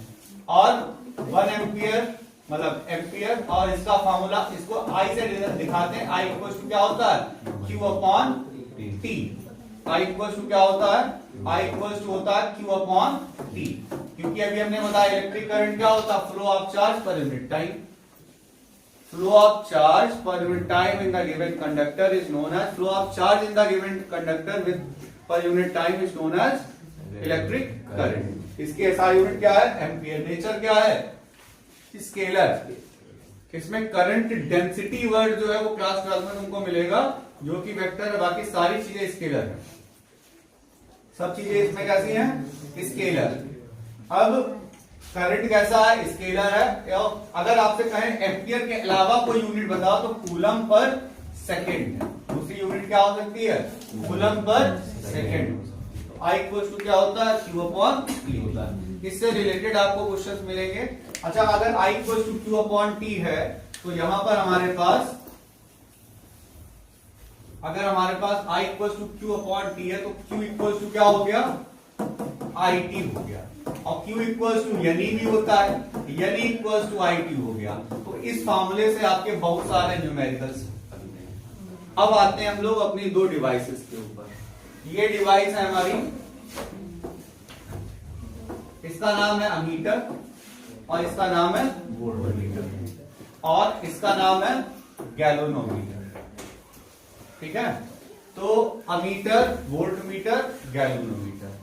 और अभी जैसा कि हमने बताया था इसका नाम क्या था, सेल। तो सेल, अमीटर, वोल्टमीटर, गैल्वेनोमीटर। हम लोग ये देखेंगे जैसे सेल है तो सेल में क्या होता है, ये बड़ी वाली लाइन पॉजिटिव और छोटी वाली लाइन निगेटिव। अमीटर जो होता है एक डिवाइस होती है, इसका काम होता है इलेक्ट्रिक करंट को मेजर करना। इसका काम क्या है, इलेक्ट्रिक करंट को मेजर करना। इसका काम है मेजर करंट। और जोड़ते कैसे हैं इसको, सीरीज कॉम्बिनेशन में। अभी कॉम्बिनेशंस के बारे में हम लोग पढ़ेंगे, कैसे जोड़ते हैं, सीरीज कॉम्बिनेशन में। और सीरीज कॉम्बिनेशन में जोड़ने के बाद में और आगे की बात अगर हम लोग यहाँ पर करें तो मेजर करते हैं, सीरीज कॉम्बिनेशन में जोड़ते हैं। और रेसिस्टेंस इसका कैसा होता है, लो रेसिस्टेंस होता है। रेसिस्टेंस के बारे में भी हम लोग आगे बात करेंगे। अभी हम लोग फैक्ट्स पढ़ लेते हैं। क्या मेजर करते हैं, करंट। कैसे जोड़ते हैं, सीरीज। और रेसिस्टेंस कैसा होता है, लो। इसमें जो वोल्ट मीटर है हमारा, इससे क्या मेजर करते हैं, पोटेंशियल डिफरेंस। और कैसे जोड़ते हैं, पैरेलल। और पैरेलल जोड़ने के बाद में इनका रेसिस्टेंस कैसा होता है, हाई। ये होता है हमारा गैल्वेनोमीटर। गैल्वेनोमीटर में क्या होता है, इससे प्रेजेंस पता करते हैं, detect. It is used to detect the presence of current. Actual में जो गैल्वेनोमीटर है वो अमीटर और वोल्टमीटर दोनों ही गैल्वेनोमीटर से बने हैं। ये गैल्वेनोमीटर अमीटर और वोल्टमीटर को बनाता है, उसी को मॉडिफाई करते हैं तो अमीटर और वोल्टमीटर बनते हैं। तो अगर कहीं पर अगर लिखा है कि galvanometer is used to present the detect of current, measure the electric potential difference and measure electric current, तो ये बात भी सही है, क्योंकि कहीं ना कहीं अमीटर और वोल्टमीटर भी क्या थे, गैल्वेनोमीटर ही थे पहले। गैल्वेनोमीटर की मॉडिफाइड फॉर्म जो होती हैं वो अमीटर और वोल्टमीटर होती है। खैर, इनका क्या काम है, इनको कैसे जोड़ते हैं, ये सारी चीजें हमने आपको बता दी। ठीक है, फिर हम लोग क्या न्यूमेरिकल्स के फॉर्मूले हैं जो, वो भी बता दिए। आगे बढ़ते हैं, वो है हमारा topic Ohm's law. Ohm's law में क्या कहा गया, ओम्स लॉ में बताया गया है कि at constant physical conditions like temperature, area of cross section and length of conductor, अगर हम इन चीजों को कांस्टेंट रखें, कौन कौन सी, length of conductor, area of cross section and temperature, तो हम लोग ये पाते हैं कि V is directly proportional to I directly proportional to V, then V directly proportional to I, फिर V equals to IR, R is constant and this constant is known as resistance।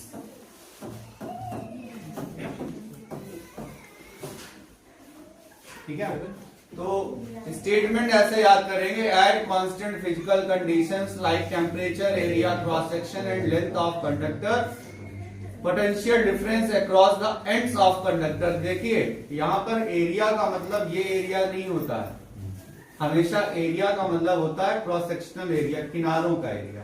ठीक है, तो इस एरिया से ही मतलब होता है। अगर हमारे पास दो अलग अलग कंडक्टर हैं जिनका एरिया क्रॉस सेक्शन सेम है और बीच में कुछ मोटा है और दूसरे कंडक्टर में बीच में कुछ पतला है, तो उसमें रेसिस्टेंस, अगर लेंथ सेम है, एरिया सेम है, तो रेसिस्टेंस, और मटेरियल भी सेम है तो रेसिस्टेंस भी सेम होगा, भले ही उनका बीच में शेप चेंज होगा। तो eight constant physical conditions, length, area cross section and temperature, potential difference across the ends of conductor is directly proportional to electric current passing through the conductor। आपको ये law, ये statement बिल्कुल याद करके रखना है। I proportional to V, V proportional to I, V equals to IR, जो कि क्या होता है, जो कि होता है कांस्टेंट। ये अपने आप में क्या है, ये अपने आप में यहाँ पर कांस्टेंट है।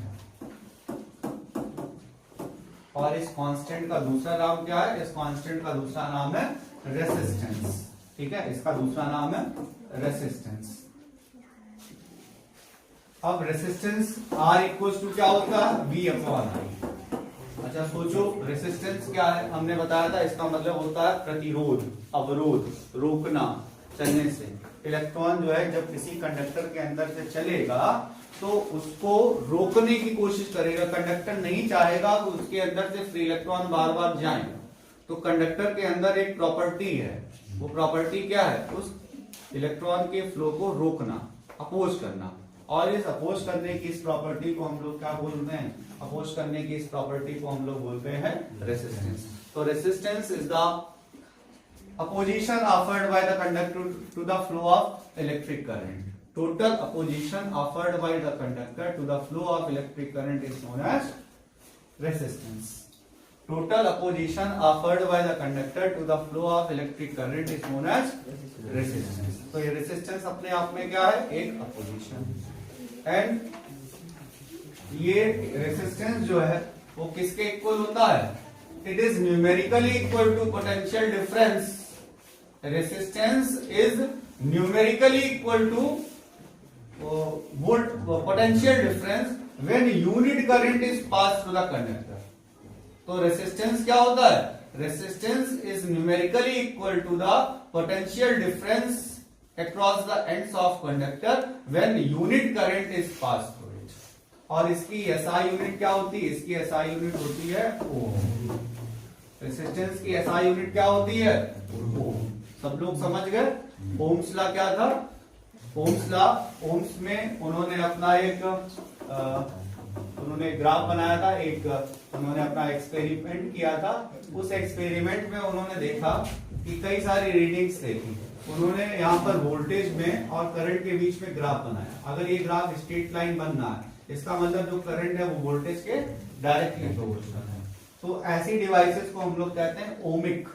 और जो कर्व बनाती हैं, जो ओम्स लॉ को फॉलो नहीं करती हैं, वो कैसी होती है? Non ohmic. जैसे हमारी एलईडी वगैरह है, ये सब कैसी हैं? ये नॉन ओमिक है। जो सेमीकंडक्टर डिवाइसेस होती हैं, ये नॉन ओमिक डिवाइसेस होती हैं, ठीक है। और ये कैसी डिवाइसेस हैं? ये ओमिक डिवाइसेस हैं। हम लोग इन फॉर्मूलों के बारे में अभी डिस्कस करेंगे। खैर ऐसे समझते हैं कि जब ओम नाम के जो साइंटिस्ट थे, इन्होंने जब ये अपना एक्सपेरिमेंट किया होगा, तो उस एक्सपेरिमेंट में उन्होंने एक पहले बैटरी एक सर्किट दिया।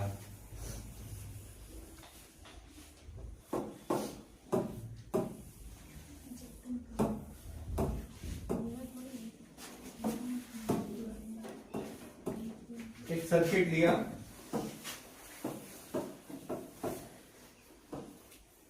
यहां पर लगा है एक रेसिस्टर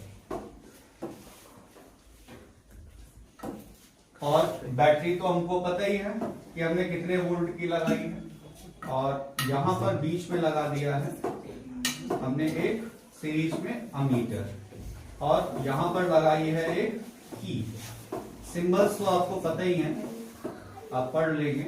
ये अभी की कैसी है? ये है अभी ओपन की। अब यहां पर कितना करंट पास हो रहा है? कोई करंट नहीं पास हो रहा है। लेकिन जैसे ही हम यहां पर डॉट लगा देते हैं, ये की कैसी हो गई? क्लोज हो गई। और जैसे ही ये क्लोज की हो गई, यहां पर से करंट पास होना चालू हो गया। और जैसे ही यहां पर करंट पास होना चालू हुआ, हमने उस रीडिंग को नोट कर लिया। ये हमारा रेजिस्टर था, उस रीडिंग को हम नोट कर चुके हैं। अब हमने क्या किया? यहाँ पर हमने बैटरी को चेंज किया, मतलब सेल को चेंज किया। हमने एक के बजाय यहाँ पर 2 सेल लगा दिए। फिर हमने अपनी रीडिंग को नोट किया। ये हमारे पास में V था, ये हमारे पास में I था, ठीक है। अब जैसे कि यहाँ पर पहले सपोज करो 2 वोल्ट था और हमारी किसी वजह से रीडिंग आ रही थी 0.1 एम्पियर। अगली बार हमने एक और सेल वैसा ही लगा दिया, काट दिया। तो यहाँ पर क्या था? 4 वोल्ट। तो यहाँ पर क्या हो जाएगा? 0.2 एम्पियर। और यहाँ पर अगर 6 वोल्ट होगा तो यहाँ पर आ रहा 0.3 एम्पियर। तो अगर वोल्टेज और करंट के बीच में एक ग्राफ बनाएंगे तो ये ग्राफ क्या बनेगा? ये ग्राफ अपने आप में एक स्ट्रेट लाइन बनेगा। तो यही उन्होंने कहा, at constant physical conditions electric current potential difference across the ends of conductor is directly proportional to electric current passing to the conductor. Statement आपको बिल्कुल ऐसे ही याद रखना है। फिर उन्होंने कहा कि I directly proportional to V, V directly proportional to I, V is equal to IR, R is constant known as resistance. और इस रेसिस्टेंस के बारे में बात उन्होंने करी। उन्होंने कहा R equal to V upon I।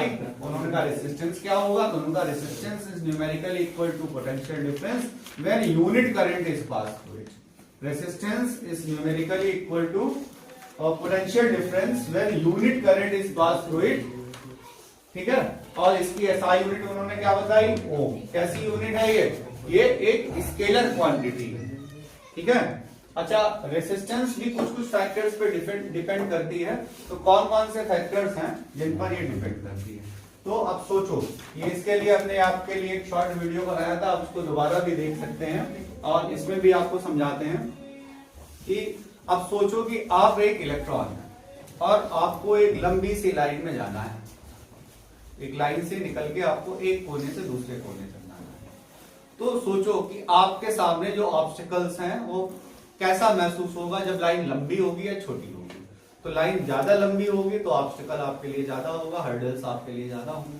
जब लाइन छोटी होगी तो आपके लिए हर्डल्स कैसे होने चाहिए, कम। यानी कि जो हमारा पोजीशन है, जो हमारा रेसिस्टेंस है, उसका लेंथ के साथ क्या रिलेशन है, लेंथ के साथ वो डायरेक्टली प्रोपोर्शनल। आप सोचो दो लाइंस के बीच में आपको मूव करना है और लाइंस के बीच में गैप काफी ज्यादा है, तो आपको मूव करने में आसानी होगी या गैप कम होगा तो मूव करने में आसानी होगी? कब ज्यादा आसानी होगी? जब गैप ज्यादा होगा तो आपको मूव करने में आसानी होगी। यानी कि एरिया क्रॉस सेक्शन के साथ में क्या रिलेशन है, इनवर्सली प्रोपोर्शनल। एक साथ कंबाइन करते हैं तो R equals to L upon A आया, तो R proportional to rho L upon rho आ गया। रो को हम लोग क्या कहते हैं, ये भी यहाँ पर क्या है, कांस्टेंट है। ये कांस्टेंट क्या है, ये भी, इसको हम लोग कहते हैं स्पेसिफिक रेसिस्टेंस। इसको क्या कहते हैं, स्पेसिफिक रेसिस्टेंस। ये स्पेसिफिक रेसिस्टेंस भी कह सकते हैं, उसको रेसिस्टिविटी भी कह सकते हैं। ये सिर्फ नेचर ऑफ मटेरियल पे डिपेंड करता है। ये इस बात पे डिपेंड नहीं करता कि वो मटेरियल कितना लंबा है या वो मटेरियल जो है उसका एरिया ऑफ क्रॉस सेक्शन कितना ज्यादा है। हमारे पास तो जैसे हम सिल्वर ले लें, तो सिल्वर हमारे पास मटेरियल है, तो सिल्वर हमारे पास चाहे इतना छोटा टुकड़ा हो और चाहे बहुत मोटा सा पाइप हो सिल्वर का, लेकिन हमारे पास में सिल्वर का जो रेसिस्टिविटी होगी, जो उसकी कंडक्टिविटी होगी, वो सेम है। वो किसी पे डिपेंड नहीं करती। वो किस पे डिपेंड करती है, नेचर ऑफ मटेरियल पे, और थोड़ी सी डिपेंड करती है टेम्परेचर पे। जो मेटल्स की रेसिस्टिविटी होती है वो टेम्परेचर बढ़ाने पर बढ़ जाती है, लेकिन जो सेमी कंडक्टर्स होते हैं उनकी रेसिस्टिविटी टेम्परेचर बढ़ाने पर कम हो जाती है। मेटल्स की रेसिस्टिविटी क्या होगी, टेम्परेचर बढ़ाने पर बढ़ेगी, और जो सेमी कंडक्टर्स हैं उनकी रेसिस्टिविटी टेम्परेचर बढ़ाने पर कम हो जाएगी।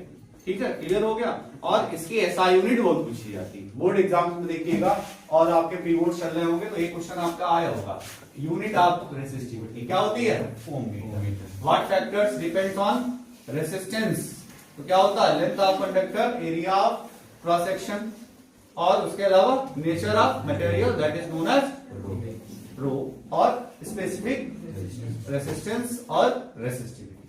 ठीक है, तो स्पेसिफिक रेसिस्टिविटी को टेम्परेचर और नेचर ऑफ मटेरियल अफेक्ट करता है। इन सब चीजों के बारे में पढ़ लिया। यहाँ से आपके बहुत सारे न्यूमेरिकल्स बनते हैं। बेसिक फार्मूला तो R equals to rho L upon A था, और हम लोग क्या कर लेते हैं, कई बार हमें वहां पर एरिया नहीं दिया जाता बल्कि रेडियस दी जाती, तो हम लोग वहां पर क्या कर लेते हैं, पाई आर स्क्वायर। और कई बार वहां पर डायमीटर दे दिया जाता है, तो 1 upon 4 rho L by d square. तो ये R की कई सारी अलग अलग वैल्यूज। ठीक है, इन सारे फॉर्मूलों का यूज हम लोग करेंगे अपने न्यूमेरिकल्स में जल्दी। अभी हम लोग आगे टॉपिक की तरफ चलते हैं। तो हम लोगों ने पढ़ लिया कौन कौन से फैक्टर्स हमारे रेसिस्टेंस को अफेक्ट करते हैं। इसके बाद हम लोग कॉम्बिनेशन ऑफ रेसिस्टर्स पढ़ते हैं। तो रेसिस्टर्स में हमारे पास मेनली दो कॉम्बिनेशन है, एक है सीरीज कॉम्बिनेशन और दूसरा है पैरेलल कॉम्बिनेशन। हम आपके सामने दो सर्किट बनाते हैं, इसमें देखेंगे ये रेसिस्टर का सिंबल है, हमारे पास दो रेसिस्टर्स थे। अब कभी भी सर्किट डायग्राम आप बनाए, एग्जाम में आपको सर्किट डायग्राम बनाने को आए, तो वहां पर आप ई का यूज जरूर करें, आप वहां पर अमीटर को जरूर लगाएं, और आप वहां पर वोल्ट मीटर को जरूर लगाएं। वोल्ट मीटर जो है वो कैसे जोड़ा जाता है, वोल्ट मीटर जोड़ा जाता है पैरेलल कॉम्बिनेशन में। वोल्ट मीटर कैसे जोड़ा जाएगा, पैरेलल, और अमीटर कैसे जोड़ा जाएगा, सीरीज। अब याद रखें, यहां पर कॉन्सेप्ट देखें, देखो यहाँ पर ये कौन सा टर्मिनल है? पॉजिटिव। तो अमीटर में यहाँ पर पॉजिटिव है और यहाँ पर ऐसे ही यहाँ पर ये वाला टर्मिनल किससे जुड़ा है? पॉजिटिव। ये पॉजिटिव हो गया और ये नेगेटिव हो गया। ये हमारा R1 है और ये हमारा R2। ये कौन सा कॉम्बिनेशन? देखो जब एंड टू एंड कनेक्ट होते हैं, जैसे कि हम लोग एक ह्यूमन चेन बना रहे हैं, एक और दूसरा पर्सन, इस तरीके से एक लंबी सी चेन बनी हुई है। तो अगर एक एंड कॉमन होता है, एक पॉइंट कॉमन होता है, तो उसको हम लोग कहते हैं सीरीज कॉम्बिनेशन। और उस सीरीज कॉम्बिनेशन में जानने वाली बात यह है कि सीरीज कॉम्बिनेशन में जो करंट होता है वो सेम रहता है। क्यों रहता है? क्योंकि करंट डिपेंड करता है चार्ज पे। अब सपोज करो यहाँ पर से 10 कूलम चार्ज जो है वो यहाँ से चलना चालू हुआ। जो हमारा 10 कूलम चार्ज था वो यहाँ से चलना चालू हुआ। 10 कूलम का चार्ज यहाँ पर पहुंचा। अब 10 कूलम का चार्ज जब यहाँ से पहुंचा तो चलने के लिए उसको यहाँ तक तो वो पहुंच गया, अब उसको आगे जाना है। तो उसको आगे जाने के लिए भी एक ही ब्रिज है, उसको जितना 10 कूलम चार्ज यहाँ पर पहुंचा वही 10 कूलम चार्ज यहाँ पर भी पहुंचेगा। वहां पर चार्ज जो है वो चार्ज ट्रांसफर नहीं होगा। ठीक है, यहाँ पर क्या होगा? यहाँ पर 10 कूलम का जो चार्ज है, एक रेसिस्टर से जितना चार्ज ट्रांसफर हुआ दूसरे रेसिस्टर से भी उतना ही चार्ज ट्रांसफर होगा। तो जब दोनों ही रेसिस्टर से जितना चार्ज यहाँ से चला, 10 कूलम चला, वही यहां से फॉर्म हुआ, वही से यहां से फॉर्म हुआ। यानी कि जो टोटल करंट है, जो R1 का करंट है, जो R2 का करंट है, वो सब कैसे हैं? वो सब सेम है। R1 और R2 का करंट और टोटल करंट कैसा है? सेम है। तो सीरीज कॉम्बिनेशन में क्या होता है? सीरीज कॉम्बिनेशन में जो I है वो कांस्टेंट रहता है और किसके बराबर रहता है? टोटल करंट के बराबर। और जो पोटेंशियल डिफरेंस है वो V डिवाइड हो जाता है दोनों के बीच में। ठीक है, V जो है वो क्या हो जाएगा? वो डिवाइडेड हो जाएगा दोनों के बीच में। R1 और R2 पे डिपेंड करेगा कि वो वोल्टेज कैसा है। तो क्या होगा? सीरीज कॉम्बिनेशन में क्या हुआ? V डिवाइड हुआ और I कैसा हुआ? कांस्टेंट का। डिवाइड होने का मतलब ये ना कि जैसे कि अगर हमने इसको 6 वोल्ट दिया तो कुछ वोल्टेज इसको मिला, अगर इसको 4 वोल्ट मिला तो इसको 2 वोल्ट मिला। डिवाइड होने का मतलब ये है, यानी कि दोनों के पोटेंशियल का सम टोटल वोल्टेज के बराबर। लेकिन जो टोटल करंट है वो सबके करंट के बराबर में होगा। यही अगर हम लोग टाइडल कॉम्बिनेशन का बनाते हैं, अगर हम लोग यहां पर ऐसे एक डायग्राम बनाते हैं,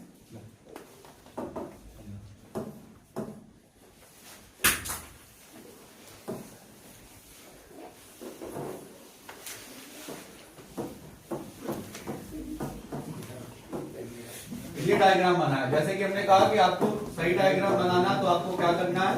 की लगानी है। आपको सीरीज कॉम्बिनेशन में एक अमीटर लगाना है। आपको क्या करना है? यहाँ पर एक वोल्ट मीटर भी लगाना है।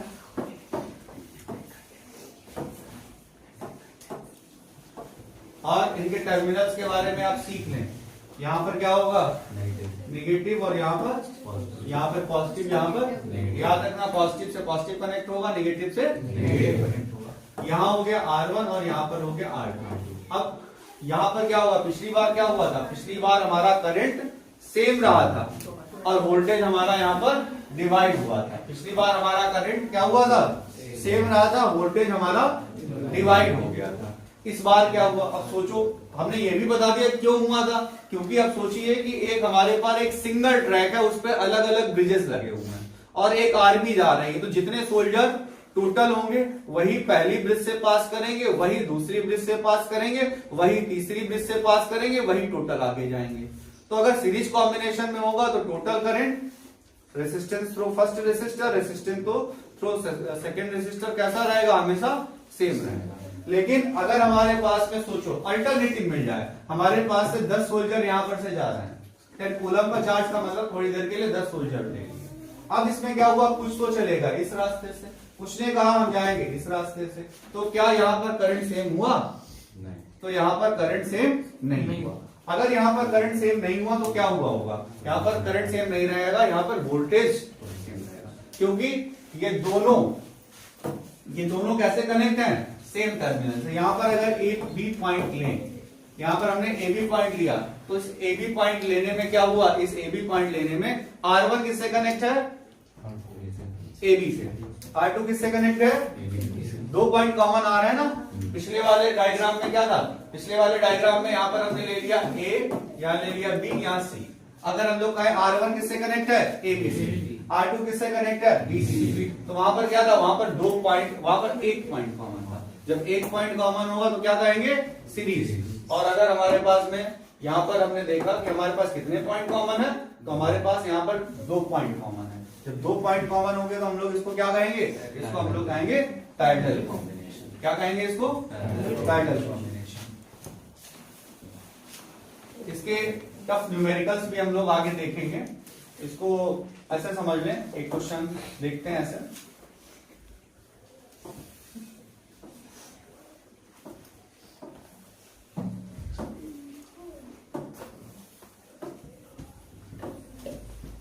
ये R1 है, R2 है, R3 है, R4 है, R5।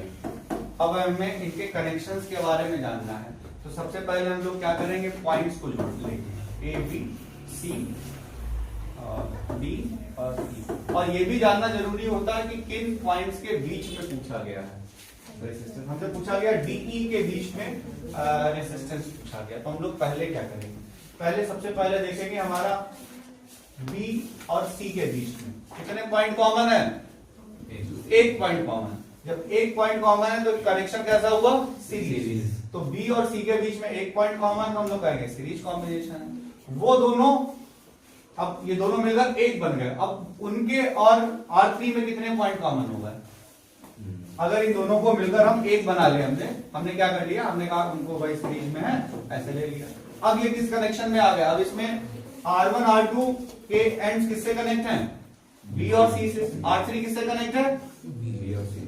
तो कौन सा कनेक्शन हुआ, पैरेलल हो गया। इनको भी कंबाइन करने के बाद में हमारे पास एक नया रेसिस्टेंस बना।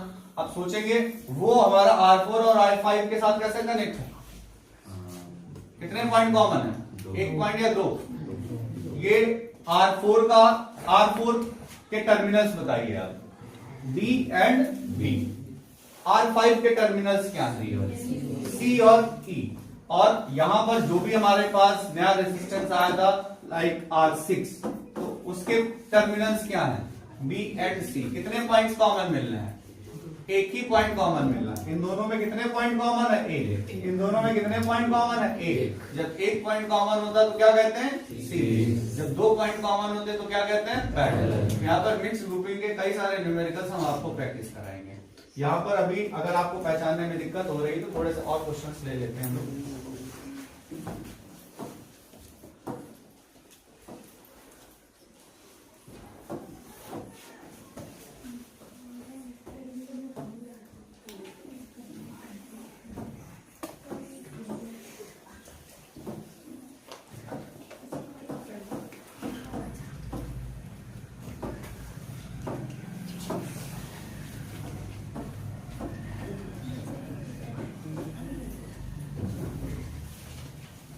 अभी अपने यहाँ पर अमीटर और की वगैरह नहीं लगाई है, डायरेक्ट देखते हैं। तो पहले हम लोग ये जानेंगे कितने सेल लगे हुए हैं यहाँ पे। तो सेल लगे कितने लगे हैं, तो उसके लिए हम लोग क्या करते हैं, या तो हम बड़ी लाइन गिन लें या तो हम छोटी लाइन गिन लें। तो लार्जर जो हमारी लॉन्गर लाइन है वो कितनी है, तो हमारे 4 सेल्स लगे हुए हैं यहाँ। कितने सेल लगे हैं, 4 सेल लगे हुए हैं। और ये हमारा R1 है, ये हमारा R2 है और ये हमारा R3 है। R1, R2 and R3। तो पहले हम लोग देखेंगे पहले कौन कनेक्ट है, R2 और R3। हमने यहाँ पर टर्मिनल्स ले लिए A, B, C। तो अगर हम लोग देखें तो R2 और R3 पहले छोटा सर्किट है, उसको देखेंगे। तो R2 और R3 में कितने पॉइंट कॉमन है, R2 किससे कनेक्ट है, R2 के एंड पॉइंट्स बताइए, R3 के पॉइंट्स बताइए। तो परिधि कौन सा कनेक्शन हुआ, पैरेलल कनेक्शन। इन दोनों के कॉम्बिनेशन एक से एक रेसिस्टेंस बन गया सपोज करो, उसका नाम है R4। अब उसको हम लोग क्या कर लेते हैं, इनको हटा के उसकी जगह सीधे हम लोग R डैश लगा देते हैं। अब इनको तो हम सॉल्व कर चुके हैं, इनकी जगह हमारे पास आ चुका है R डैश।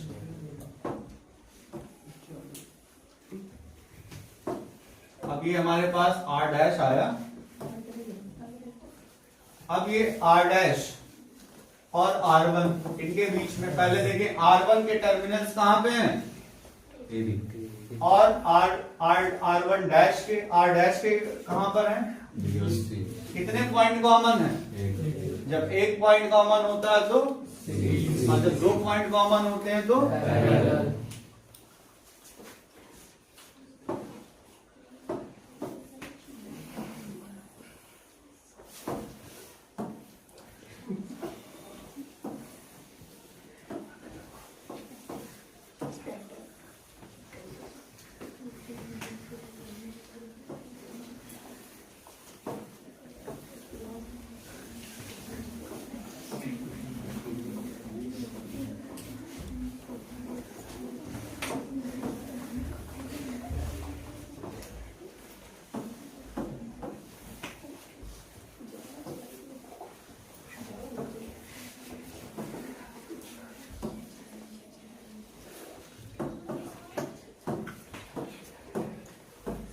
इस तरीके का एक सर्किट हमने बनाया है।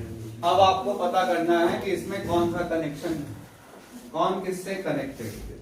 ठीक है, तो अगर हम लोग R3, R2 और R1 की बात करते हैं, उन सारे सब में एक पॉइंट कॉमन है ना, कौन सा? O। और उसके अलावा यहाँ पर अगर हम लोग B टर्मिनल की बात कर ले तो कहीं ना कहीं ये सारे के सारे किससे कनेक्ट हैं? B से। अगर ये B से भी कनेक्ट है और O से भी कनेक्ट है तो यानी कि ये तीनों आपस में कैसे हुए? पैरेलल। ये तीनों आपस में कैसे हुए? और उसके बाद में वो R4 के साथ कैसे हुए? पैरेलल का मतलब हमेशा ये पैरेलल लाइंस की तरह होना ही नहीं होता।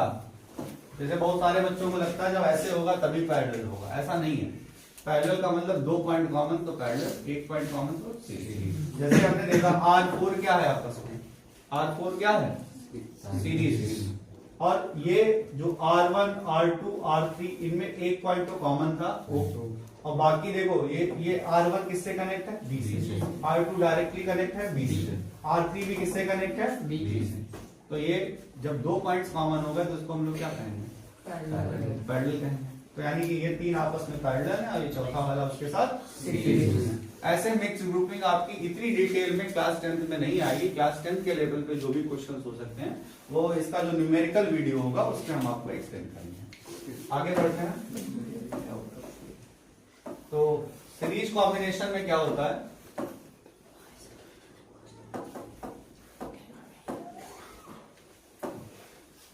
सीरीज कॉम्बिनेशन में होता है RS equals to R1 plus R2 plus R3 plus R4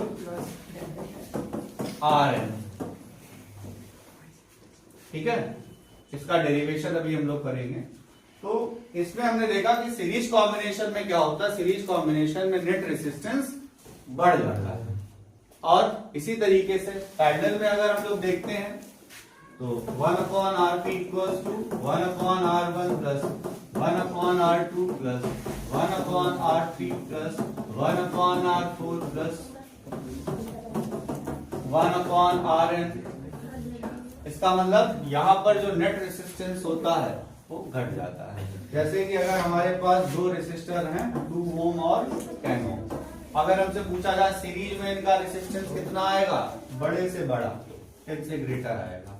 और पैरेलल में इनका रेजिस्टेंस कितना आएगा? छोटे से छोटा, यानी कि 2 से छोटा। हमेशा कितने भी रेजिस्टर्स दिए गए हों, अगर सबको सीरीज में जोड़ा जाए तो आंसर बड़े से बड़ा होता है, और पैरेलल में जोड़ा जाए तो आंसर छोटे से छोटा होता है।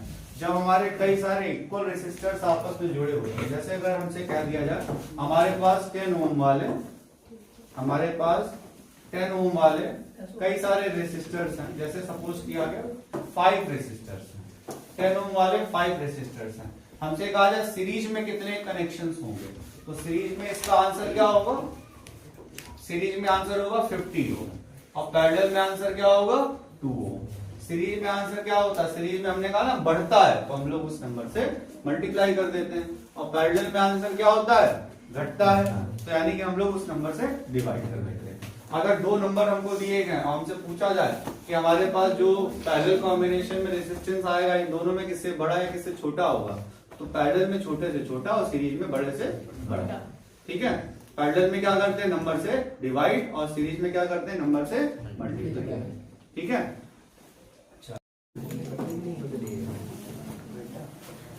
सीरीज कॉम्बिनेशन की हम लोगों ने बात की थी। सीरीज कॉम्बिनेशन में क्या होता है, in the series combination current remain same.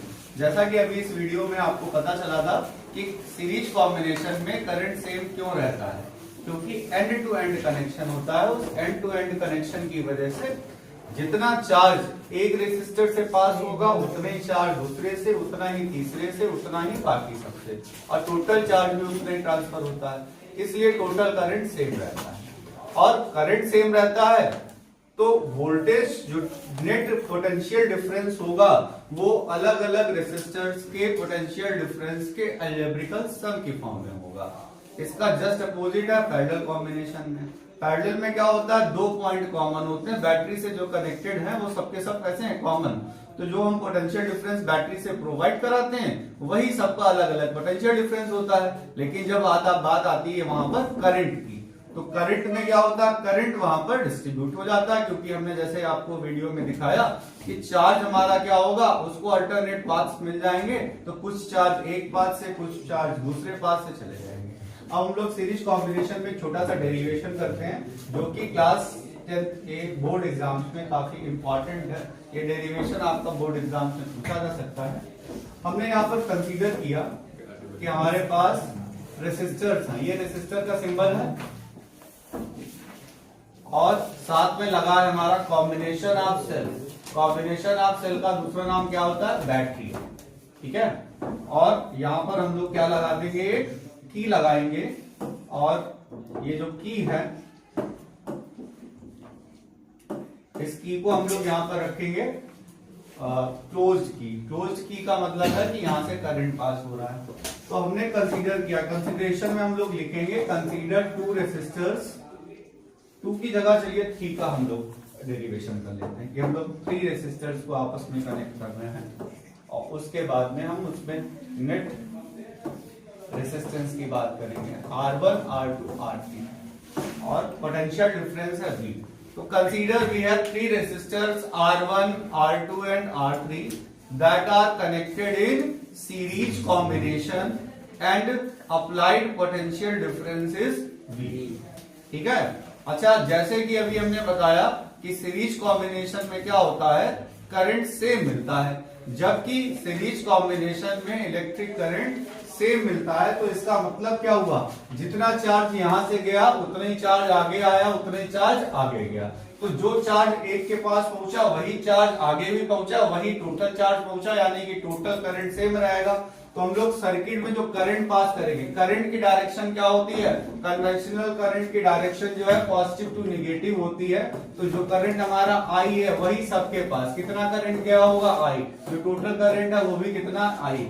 And potential difference across resistors, potential difference across resistors are V1, V2 and V3, क्योंकि हमने बताया था पोटेंशियल डिफरेंस जो है वो डिस्ट्रीब्यूट हो जाता है।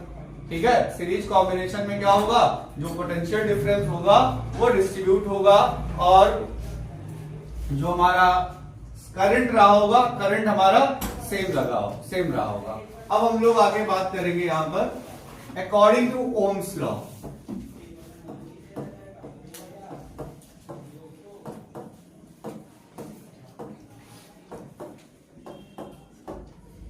तो ओम्स लॉ में, ओम्स लॉ का बेसिक फॉर्मूला क्या, V इक्वल्स टू IR।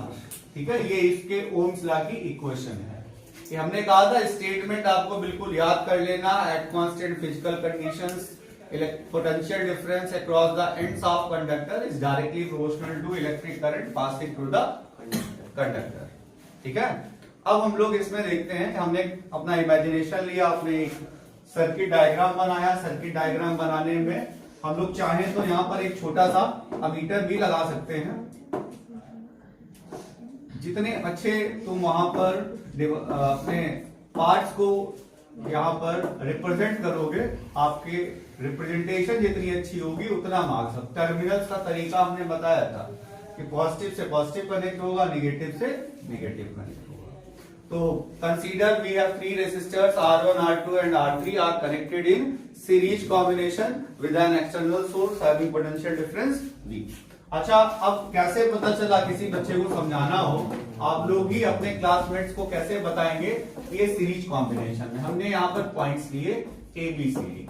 अब हम लोग यहाँ पर देखेंगे स्टूडेंट कि R1 और R2 के बीच में कितने पॉइंट्स कॉमन है। एक, अगर सिर्फ एक पॉइंट कॉमन है सीरीज। R2 और R3 के बीच में कितने पॉइंट कॉमन है, एक सीरीज कॉम्बिनेशन। अब जब R1 R2 के सीरीज में, R2 R3 के सीरीज में, तो यानी कि R1 R2 R3 are in series combination. अच्छा, अभी हमने बताया सीरीज कॉम्बिनेशन में इलेक्ट्रिक करंट कैसा रहता है, सेम, और पोटेंशियल डिफरेंस क्या होता है, डिस्ट्रीब्यूट हो जाता है। तो इसकी वजह से क्या हो जाएगा हमारा, V1 equals to IR1, V2 equals to IR2, V3 equals to IR3। अब नेट पोटेंशियल डिफरेंस देखेंगे V, जिसकी वैल्यू थी V equals to V1 plus V2 plus V3, सारी वैल्यूज पुटअप थी। IR equals to IR1 plus IR2 plus IR3।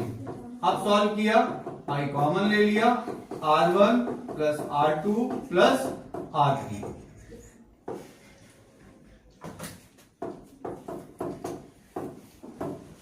I cancel हो गया, तो हमारे पास नेट रेसिस्टेंस आया R equals to R1 plus R2 plus R3। Okay, ये हमारे पास में टोटल नेट रेसिस्टेंस आ गया है। ठीक है, ये इसको हम लोग इक्विवेलेंट रेसिस्टेंस भी बोल सकते हैं। ये हमारा डेरिवेशन था। अब यहां पर देखने वाली बात ये है कि जैसा कि इस वीडियो में ही हमने आप लोगों को बताया था कि अगर हम सीरीज कॉम्बिनेशन में कनेक्ट करते हैं तो जो हमारा नेट रेसिस्टेंस होता है वो हमेशा बड़े से बड़ा आता है, और जब पैरेलल कनेक्ट करते हैं तो हमेशा आंसर हमारा छोटे से छोटा आता है। तो इसमें ये क्या है, जो नेट रेसिस्टेंस है वो अलग अलग रेसिस्टर्स के अलजेब्रिकल सम के इक्वल में है। ठीक है, और इसी तरीके से अब सपोज करो कि हमारे पास बहुत सारे रेसिस्टर्स थे जिनका रेसिस्टेंस सेम था R, और उनको हमने n टाइम जोड़ दिया। तो n टाइम जोड़ने पर हमारे पास जो नेट रेसिस्टेंस आएगा वो कितना आ जाएगा, NR। कितना आ जाएगा, NR हो जाएगा। जैसे कि अगर हम आपसे क्लास में बोले कि 4 रेसिस्टर्स थे जिनका रेसिस्टेंस, सारे अलग अलग रेसिस्टर्स का रेसिस्टेंस 2 ओम था और नंबर ऑफ रेसिस्टर्स 4 थे, तो टोटल रेसिस्टेंस कितना हो जाना चाहिए, तो आंसर क्या होगा, 8 ओम। यानी कि हम लोग नंबर ऑफ रेसिस्टर से रेसिस्टेंस में क्या कर देंगे, मल्टीप्लाई कर देंगे। ठीक है, नंबर ऑफ रेसिस्टर से रेसिस्टेंस में मल्टीप्लाई कर देंगे, क्योंकि सीरीज में आंसर मल्टीपल्स में आएगा। ठीक है, ये चीज क्लियर हो गई यहाँ पर।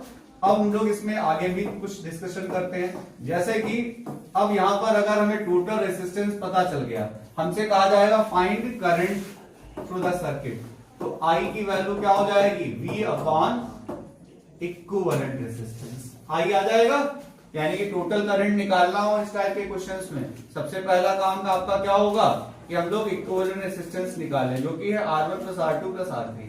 फिर टोटल करंट निकालें जिसकी वैल्यू कितनी है, V अपॉन R। उसके बाद में हम लोग यहाँ पर क्या करेंगे, टोटल करंट आने के बाद में अब हम लोग यहाँ पर इसको और सॉल्व करेंगे।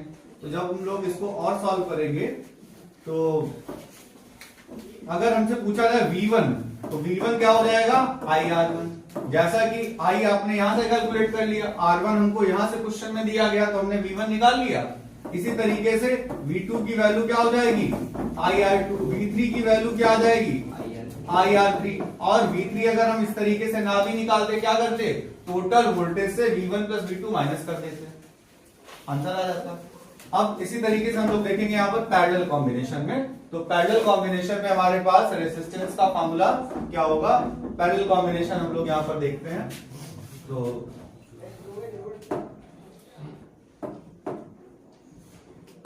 हमने यहाँ पर कंसीडर किया हमारे पास कुछ रेसिस्टर्स हैं,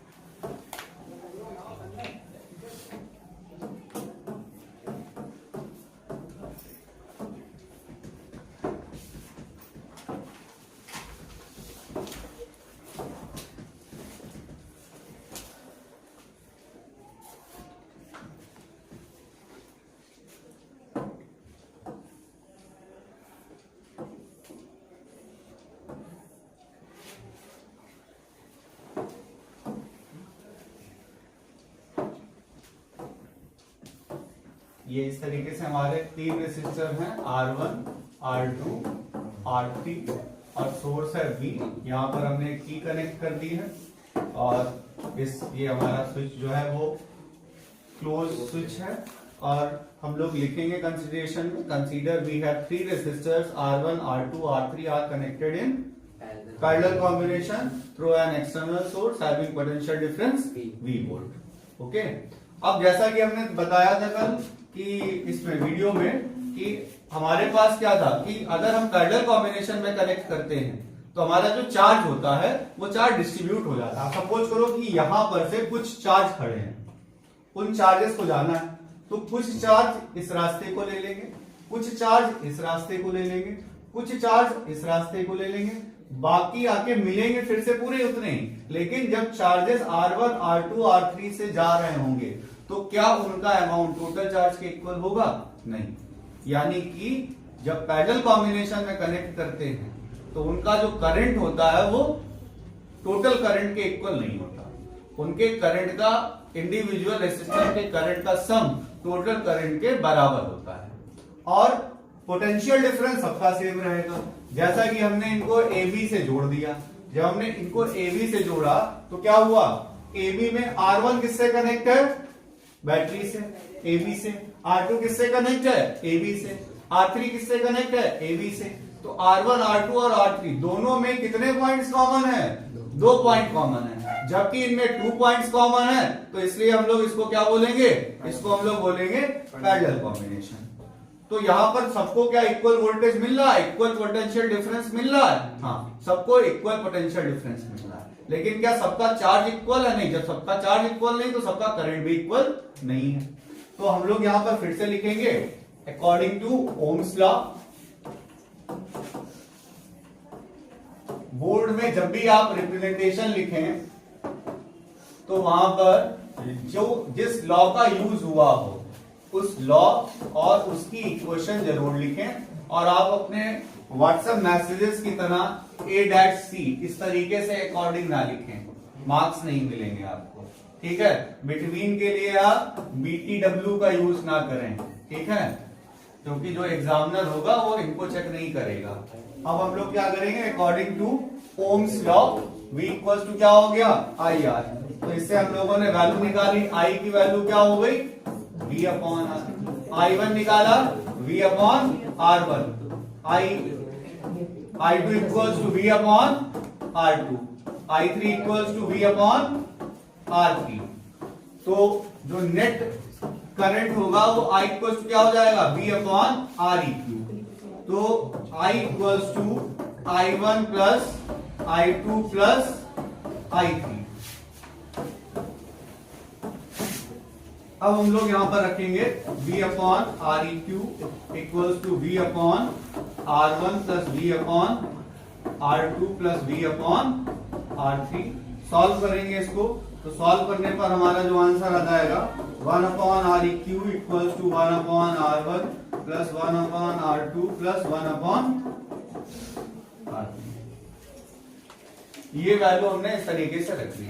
तो इसका मतलब ये हुआ कि जब हम लोग पैरेलल कॉम्बिनेशन में इसको कनेक्ट करते हैं तो पैरेलल कॉम्बिनेशन में क्या होता है, जो हमारा नेट रेसिस्टेंस होता है वो इंडिविजुअल रेसिस्टेंस से कम आता है।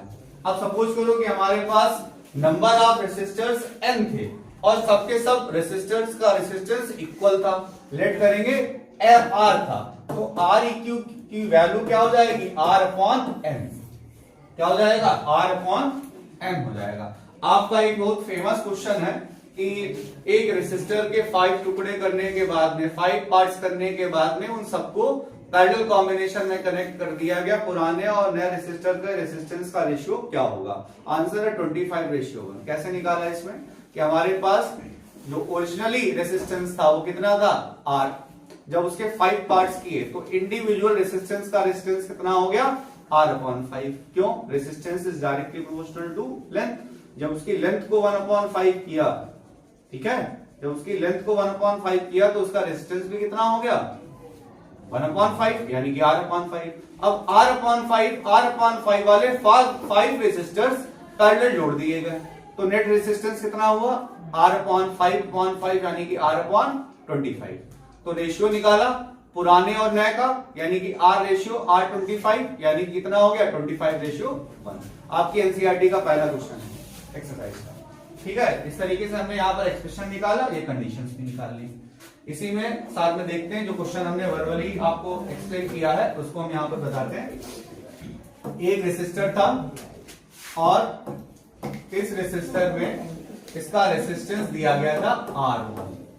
ठीक है, अब इसमें किसी ने कहा कि हमने इसमें 5 पार्ट्स कर लिए, 5 पार्ट्स कर लिए, इक्वल पार्ट्स कर लिए, तो सारे पार्ट्स का जो रेसिस्टेंस कितना आया R/5, R/5, R/5, R/5, R/5। क्यों? क्योंकि resistance is directly proportional to length. अब जब लेंथ को हम लोग 1/5 कर लेंगे तो रेसिस्टेंस भी हमारा 1/5 हो जाएगा। ठीक है, अब हम लोग क्या करेंगे, जब हमने इनको पैरेलल कनेक्ट किया तो पैरेलल कनेक्ट करने पर 1/Re³ की वैल्यू क्या आ जानी चाहिए 1/R1 plus 1/R2 plus 1/R3 plus 1/R4 plus 1/R5। Solve करने पर कितना आ जाएगा 1/R/5 यानी कि 5/R plus 5/R plus 5/R। Solve करेंगे तो हमारे पास टोटल आंसर आ जाएगा 25/R। तो सॉल्व करने पर Req की वैल्यू कितनी आ जाएगी R/25। रेशियो निकालेंगे पुराने और नए रेसिस्टेंस के रेसिस्टेंस का, R रेशियो R/25। सॉल्व करने पर कितना हो गया 25:1।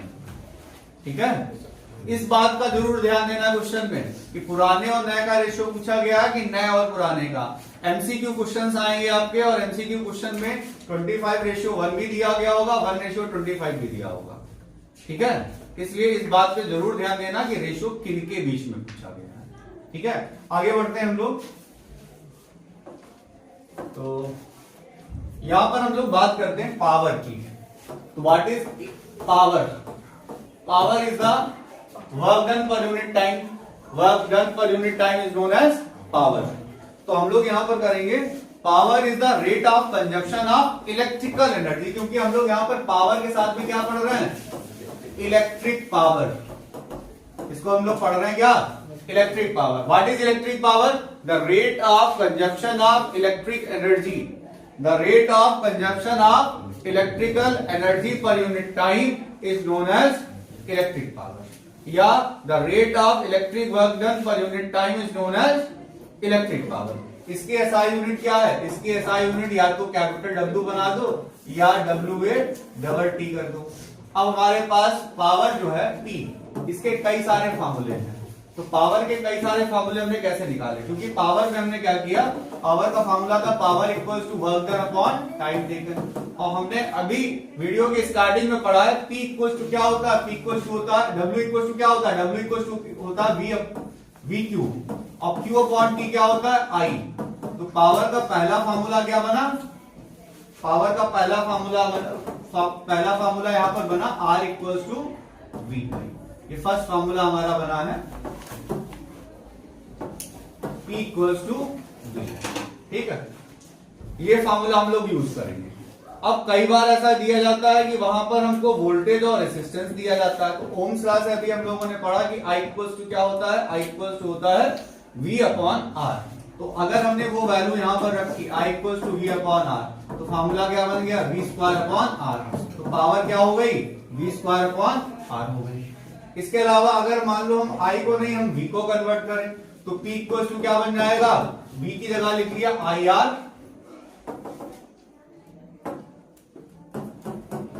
और यहां पर भी एक R तो क्या बन गया IR स्क्वायर। P का फॉर्मूला क्या बना IR स्क्वायर। एक बना IR स्क्वायर, एक बना V स्क्वायर अपॉन R, एक बना VI, एक बना W अपॉन T, और एक बना VQ अपॉन T। कई सारे इसके फॉर्मूले हैं, और जैसा भी फॉर्मूला आपका क्वेश्चन में पूछा जाएगा, जैसे भी चीजें आपकी पूछी जाएंगी वैसे अप्लाई करना पड़ेगा। आपका जो सेकंड क्वेश्चन है वो सेकंड क्वेश्चन में क्या हुआ, सेकंड क्वेश्चन में आपका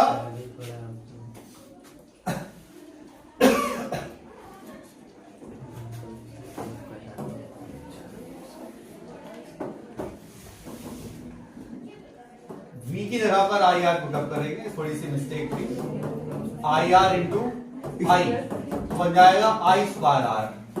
p का एक फॉर्मूला बन गया आई स्क्वायर आर। एक है आई स्क्वायर आर, एक है वी स्क्वायर अपॉन आर, एक है वी आई। तो कई सारे फॉर्मूले यहां पर बने। अब पेपर में जब क्वेश्चन आता है तो आपका एनसीईआरटी में क्वेश्चन नंबर जो थर्ड है, सेकंड तो शायद क्वेश्चन होगा कि वहां पर पूछा गया which is the correct, which is not correct formula of power. तो करेक्ट फार्मूला ऑफ पावर क्या है, P equals to V I, P equals to V square upon R, P equals to I square R. ये हो गया।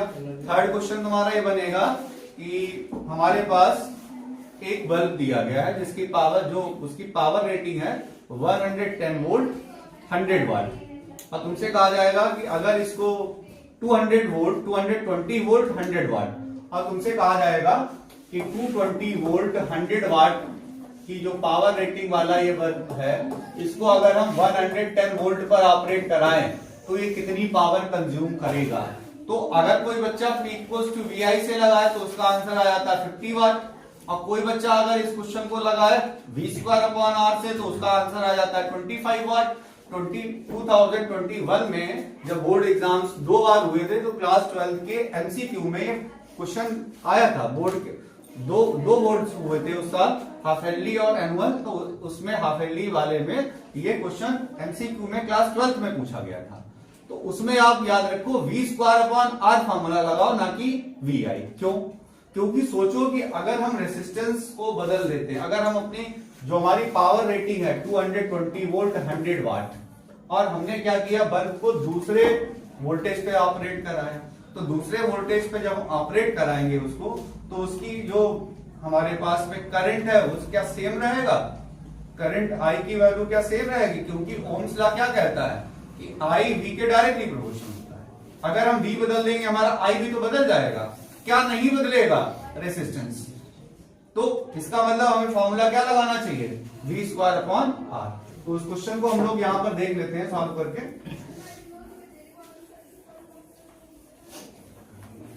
Question को हम लोग यहां पर फिर से देखते हैं कि हमारे पास पावर का फॉर्मूला होता है P equals to V square upon R. ठीक है, ये फॉर्मूला है हमारे पास में। अब जो क्वेश्चन हमने कहा कि एक बल्ब पहले ऑपरेट होता है 220 वोल्ट और 100 वाट इसकी पावर रेटिंग है। इसमें कहा गया अगर इसको 110 वोल्ट पर ऑपरेट करें तो इसकी पावर क्या होगी। ठीक है, क्वेश्चन समझ में आ गया। तो पहला तरीका हमारा क्वेश्चन लगाने का है कि R equals to V square upon P कर लेंगे, और V की वैल्यू दी गई थी 220 वोल्ट, उसका स्क्वायर दिया गया था, और अपॉन में क्या कितना था 100 वाट। तो सॉल्व करने पर आंसर आ जाएगा 484 ओम। R की वैल्यू हमारी कांस्टेंट है। इसके बाद अगेन P डैश की वैल्यू क्या हो जाएगी, V dash square upon R। V dash की वैल्यू कितनी है 110, तो 110, और R की वैल्यू कितनी है 484। ठीक है, अब इसको हम लोग सॉल्व करेंगे तो 11 से डिवाइड कराएंगे तो यहां पर 10 बचेंगे, फिर 11 से डिवाइड कराएंगे ये बचेगा, फिर हम लोग सॉल्व करेंगे 25 वाट आ जाएगा आंसर। ठीक है, कितना आंसर आ रहा है 25 वाट। अगर इसी क्वेश्चन को तुम P इक्वल्स टू वी आई से लगा तुम्हारा आंसर 50 वाट आएगा, लेकिन नहीं लगा सकते क्योंकि जो R की वैल्यू हमने यहां पर निकाली वही नीचे यूज की। लेकिन सोचो अगर हम बैटरी को चेंज कर रहे हैं, अगर हम 220 वोल्ट की जगह 110 वोल्ट का बैटरी वहां पर अप्लाई कर रहे हैं, उसका यूज कर रहे हैं, तो क्या हम लोग सेम करंट रख सकते हैं? आंसर है सेम करंट नहीं रख सकते। ठीक है, तो दूसरा तरीका भी हम इसमें बता देते हैं।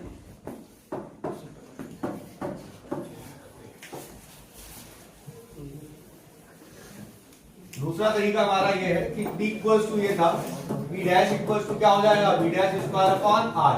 तो P upon P dash upon P क्या हो जाएगा, V डैश अपॉन V का स्क्वायर। ये अच्छा तरीका होगा। V डैश की वैल्यू कितनी थी 220, और V डैश की वैल्यू थी यहां पर, V डैश की वैल्यू थी 110, और V की वैल्यू कितनी है 220 स्क्वायर। सॉल्व कर लेंगे और तो यहाँ पर आ जाएगा हमारा 1/4 पी डैश अपॉन पी की वैल्यू 1/4 आई, तो इसको सॉल्व करने पर आ जाएगा P dash equals to 1/4 P, यानी कि 1/4 इंटू 100। सॉल्व करने पर आंसर कितना आ गया 25 वाट। तो ये एक दूसरा तरीका हमारा क्वेश्चन लगाने का हो सकता है, ठीक है। इससे भी हम अपना क्वेश्चन लगा सकते हैं, लेकिन आंसर हमारा 25 वाट ही आना है, ठीक है।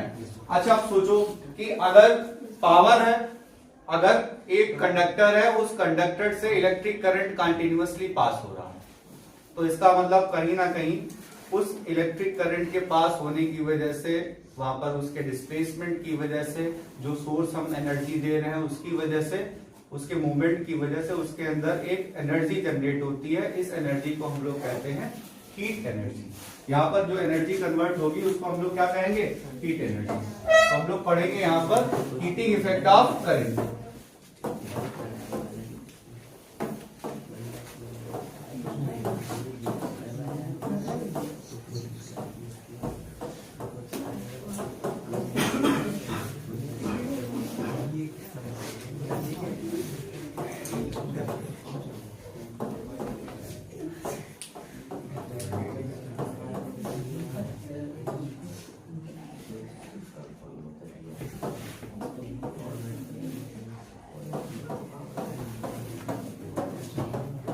Heating effect of current.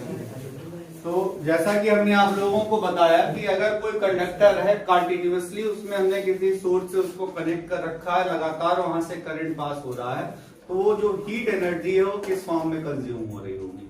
Answer है जो इलेक्ट्रिक एनर्जी है, सॉरी, वो किस फॉर्म में कंजर्व हो रही होगी। तो इलेक्ट्रिक एनर्जी यहाँ पर कंज्यूम हो रही होगी हीट एनर्जी में।